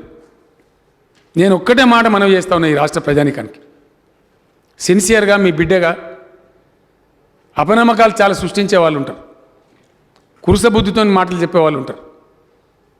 మేము రాష్ట్రం చెప్తామని చెప్పినాం. తెలంగాణ ఉద్యమానికి బయలుదేరిన నాడు సావో రేవో తేల్చుకుంటా కానీ ఈ ఉద్యమాన్ని వదలని చెప్పిన నేను. ఉద్యమం దాటి పక్కకు జరిగితే నన్ను రాళ్లతో కొట్టి చంపమని చెప్పిన అధ్యక్ష. రాష్ట్రం తెచ్చి చూపించిన, సమయం ఎక్కువ పట్టవచ్చు కాక పోరాటాన్ని ఆపలే. అట్లానే వచ్చిన తర్వాత మేము ఏమేం చెప్పినామో, కరెంటు బాధ తీరుస్తామన్నాం అధ్యక్ష. 3 ఏళ్లలో 24 hours ఇస్తామంటే ఆ రోజున ప్రతిపక్ష నాయకులు జానారెడ్డి గారు లేచి నన్ను ఛాలెంజ్ చేసినారు, మీరు చెయ్యలేరు, ఇది అసాధ్యమే. మేము చేసి చూపిస్తామని చెప్పినాం, ఇలా అది నిజమైంది అధ్యక్ష. ఏ రాష్ట్రంలో లేని విధంగా 1 సెకండ్ కూడా విద్యుత్ పోకుండా high quality power 24 hours supply to all sectors చేసినాం. యాదాద్రి పవర్ స్టేషన్ ఒకసారి కంప్లీట్ అయితే సర్ప్లస్ స్టేట్గా కూడా మారబోతా ఉన్నాం అధ్యక్ష. సాగునీళ్ళు తెచ్చినాం, వ్యవసాయాన్ని స్థిరీకరించినాం, ఆకలి బాధ రూపుమాపినాం, విద్యా అవకాశాలు పెంచినాం, అంబేద్కర్ ఓవర్సీస్ స్కాలర్షిప్లు అధ్యక్ష ఏ రాష్ట్రం మీద 20 లక్షలు ఇస్తూ ఉన్నాం. గిరిజన బిడ్డలకు, దళిత బిడ్డలకు, జ్యోతిరావు పూలే పేరు పెట్టి బీసీ బిడ్డలకు, మైనార్టీ పిల్లలకు, మైనార్టీ పిల్లలు చదువుకుంటామంటే ఐఏఎస్ శిక్షణ మీ ఇష్టమైన కాదు చదువుకోమని చెప్పినాం. అక్బరుద్దీన్ ఓవైసీ గారు అడిగితే అందరికీ అవకాశం ఇచ్చినాం. దళిత బంధు లాంటి పథకమే బంగారు తెలంగాణ అంటే అధ్యక్ష, తెలంగాణలో ఉన్న అన్ని కుటుంబాలు ఏదో 1,03,00,000 కుటుంబాల లెక్క మనకు ఉందో, 1,10 లక్షలు కావచ్చు, 5 లక్షలు కావచ్చు, ప్రతి కుటుంబం కూడా సమున్నతమైన గౌరవంతో, ఆర్థిక స్వావలంబనతో, ఎస్ నా తెలంగాణలో నేను గొప్పగా బతుకుతున్నటువంటి లక్ష్యంతో బతకాలనేదే మా ఉద్దేశం. తెలంగాణ తెచ్చిందే దానికోసం. దాని దిశగా మేము బలమైన అడుగులు వేసినాం. ముందు పోతా ఉన్నాం, డెఫినెట్గా చేస్తాం. గిరిజనుల పొడుబూల సమస్య ఉంది అధ్యక్ష. మొన్న వారు ఎమ్మెల్యే అనసూయ గారు మాట్లాడినారు, కోడెం వీరయ్య గారు మాట్లాడినారు. తప్పకుండా దాన్ని పరిష్కారం చేస్తాం, కానీ ఒక గ్యారంటీ తీసుకోవాలి మనం. ఆ విషయంలో మాట్లాడే పెద్దలు ఒకటి మనం గ్యారంటీ చేసుకోవాల్సిన అక్కడ ఉంటుంది అధ్యక్ష. అడవులు కూడా పరిరక్షించబడాలి. నేను మొన్న మనవి చేసినట్టు ఒక 6 లక్షలు 7 లక్షల ఎకరాలు వాళ్ళు కొట్టుకొని దున్నుకుంటున్నారు పాపం. వాళ్ళ పాపం ఇంకేం లేదు ఆదాయం. ఇలా 2 రకాలున్నారు అధ్యక్ష. ఏం లేక పాపం గిరిజనులు అడవిని కాపాడతారు అధ్యక్ష. వాస్తవానికి వాళ్ళు ధ్వంసం చేయరు. అడవి ఉంటే మేము బతామని వాళ్ళ ఉద్దేశం ఉంటుంది. కాబట్టి వాళ్ళు 1 ఎకరమో 1/2 ఎకరమో దున్నుకొని చేసుకునే వాళ్ళు ఉంటారు. వాళ్ళకి చేయాలి. కానీ వాళ్ళని అడ్డం పెట్టుకొని 100 ఎకరాలు కొట్టేసే దొంగలు కూడా ఉన్నారు. వాళ్ళని డిఫరెన్షియేట్ చేయాలి. అటవీ అధికారులకు నేను ఆదేశం ఇచ్చినాను. నిన్ననే వాళ్ళు సమావేశమైనారు. వాళ్ళు 2 సూచనలు చెప్పినారు. ఇక్కడ మనం సాల్వ్ చేసుకునేది కొంత ఉంది, గిరిజనేతరుల గురించి కొన్ని రిలాక్సేషన్స్ కేంద్రాన్ని అడిగేది ఉందని చెప్పినారు. మనం సాల్వ్ చేసేదైతే ఏదైతే 5 లక్షల ఎకరాలు చేయగలుగుతామో ఇమ్మీడియట్ దాని కార్యాచరణ మొదలు పెడదాం. ఎస్, మీ ఆధ్వర్యంలోనే, శాసనసభ్యుల ఆధ్వర్యంలోనే క్లెయిమ్స్ అడుగుదాం, దరఖాస్తులు పెట్టుకోమందాం. మీరే కూర్చోండి, దానికి నాయకత్వం మీరే వహించండి, అప్లికేషన్లు తీసుకోండి, ఎలిజిబుల్ వాళ్ళందరి వరకు ఇచ్చేద్దాం. ఏదైతే ఇన్ఎలిజిబుల్ ఉందో గిరిజనేతరులు ఉన్నారో అది గవర్నమెంట్ ఆఫ్ ఇండియాకు రిలాక్సేషన్కి అడుగుదాం. ఇది సాల్వ్ చేసేద్దాం. షార్ట్ పీరియడ్లో వర్క్ కూడా స్టార్ట్ చేద్దాం. మన మిత్రులు వీరయ్య గారు అన్నారు ఆలస్యం అవుతుంది సార్, మీరు తొందరగా చేయండి అని చెప్పినారు. నిన్ననే అటవీ శాఖ సమావేశం జరిగింది అధ్యక్ష. బహుశా పేపర్లో కూడా వచ్చి మీరు కూడా చూసుంటారు. ఇమీడియట్గా శాసనసభ్యుల ఆధ్వర్యంలోనే ఏ ఊరికి ఆ ఊరికి పార్టీలు బీటీలు పెట్టుకోవద్దు. మనం దీనిలో మన గిరిజనులు మన బిడ్డలు వాళ్ళ సమస్య పరిష్కారం కావాలి కాబట్టి, వాళ్ళ మీద హరాస్మెంట్ తప్పాలి కాబట్టి ఎక్కడ ఎమ్మెల్యేని అక్కడ బాధ్యత వహించమని చెప్పి ఆ పోడు భూముల సమస్య కూడా పరిష్కారం చేద్దాం అధ్యక్ష. ఇట్లా ఈ వర్గం ఆ వర్గం అనకుండా అందరి సమదృష్టిని చూస్తూ వారి అవసరాల దృష్ట్యా ఈ రాష్ట్రాన్ని ముందుకు తీసుకొని పోతా ఉన్నాం. అందులో భాగంగా మైనార్టీలో ఉన్నటువంటి పేదలు కావచ్చు, బీసీలలో ఉన్న పేదలు కావచ్చు, యథాశక్తి మేము చేసుకుంటూ వచ్చినాం అధ్యక్ష. గతంలో మైనార్టీ బడ్జెట్ ఎంత ఉండే, ఇవాళ ఎంత పెంచినాం, ఇంకా పెంచాలని అక్బరుద్దీన్ ఓవైసీ గారు అన్నారు. Yes, I agree with mister Akbaruddin Owaisi. He has to demand. Since he represent that community, he has to demand. There is nothing wrong. We will try to improve. I promise we will try to improve. We made a humble beginning. हमारा चल रहा है काम, आगे के लिए भी और काम करते रहेंगे इंशाल्लाह, और काम बढ़ाते रहेंगे और भी नए नए प्रोग्राम लाएंगे. जिस शक्ल में दलित बंद किया जा रहा है, मैं चाहता हूं एक स्टेप ये हो जाए. ये सबसे बॉटम लाइन वर्ग है, सबसे कम, सबसे गरीबी में परेशान वर्ग है. तो इनके लिए ये कार्यक्रम करते हुए साथ ही साथ जो हमारे मुसलमान भाई हो, हमारे बीसी भाई हो, अपर कास्ट में भी पूर्व लोग हैं, कुछ मात्रा में, कम परसेंटेज में, उनके लिए भी हमारी सरकार काम करेगी. हर गरीब को ఇంకో మాట నేను చెప్పాలి అధ్యక్ష, ఇక్కడ ఖచ్చితంగా అందరినీ సమదృష్టితో చూస్తూ అందరికీ మేలు చేయాలంటే మంచి నాయకత్వం ఉండాలి, మంచి పార్టీ ఉండాలి. అది మేము చేసి చూపెట్టినాం. పార్టీ రైతాంగ దళిత బంధు చెప్తా ఉన్నాం, మిషన్ కాకతీయ పార్టీ రైతాంగ చేసినాం, మిషన్ భగీరథ పార్టీ రైతాంగ చేసినాం. కరెంట్ అందరికి వస్తుంది, ఏ ఒక్క పార్టీలోకి రాదు. అట్లనే అన్ని వర్గాలకు న్యాయం జరగాలంటే కూడా టీఆర్ఎస్ లాంటి రైతు బంధు ఇస్తే అన్ని పార్టీల వాళ్ళకి ఇస్తాం అధ్యక్ష. ఈ పార్టీ ఆ పార్టీ లేదు, ఆయన ఏ పార్టీ వాడన్నా కావచ్చు, అందరికి ఇచ్చేస్తాం. ప్రతిదీ కూడా అట్లే ఉంది మా స్కీమ్. రేపు కూడా మిగతా వర్గాల ప్రజలకు తప్పకుండా న్యాయం జరుగుతుంది. సోదరుడు కిషోర్ గారు పొద్దున చెప్పినట్టు అనేక తరాల నుంచి అనేక బాధలు పడి, కుల వివక్షకు గురై, వెలివేయబడి, గ్రామాల బయట ఉంచబడి ఏ సమాజం అయితే కుమిలిపోతా ఉందో వాళ్ళ కోసం పెట్టిన ఈ కార్యక్రమానికి ఈ రాష్ట్రంలో ఉండే బాధ్యతగా ఆలోచించే ప్రతి వ్యక్తి సౌహృదయంతో సహకరించాలని నేను చేతులెత్తి దండం పెట్టి ప్రార్థిస్తా ఉన్నా అధ్యక్ష. ఇది మన కర్తవ్యం. ఇనీషియల్గా నా స్పీచ్ మొదలుపెట్టినప్పుడు ఏదైతే నేను చెప్పినో, ఇది మన దేశం, మన సమాజం చేసిన తప్పు. వాళ్ళ శిక్షకు గురి చేసినాం, మనం వివక్షకు గురి చేసినాం. వాళ్ళ దుఃఖాన్ని వాళ్ళ కళ్ళలో నీళ్ళు అమెరికా వాళ్ళు తుడవరు, ఇంకెవడో వచ్చి వాళ్ళ బాధను తీర్చడు. We have to clear. మనం చేసిన దాన్ని ఇలా మనమే సవరించుకోవాలి. జరిగిన మన సమాజం పరంగా జరిగినటువంటి ఆ మిస్టేక్ను మనమే కరెక్ట్ చేయాలి. ఆ బాధ్యత మన మీద ఉంది.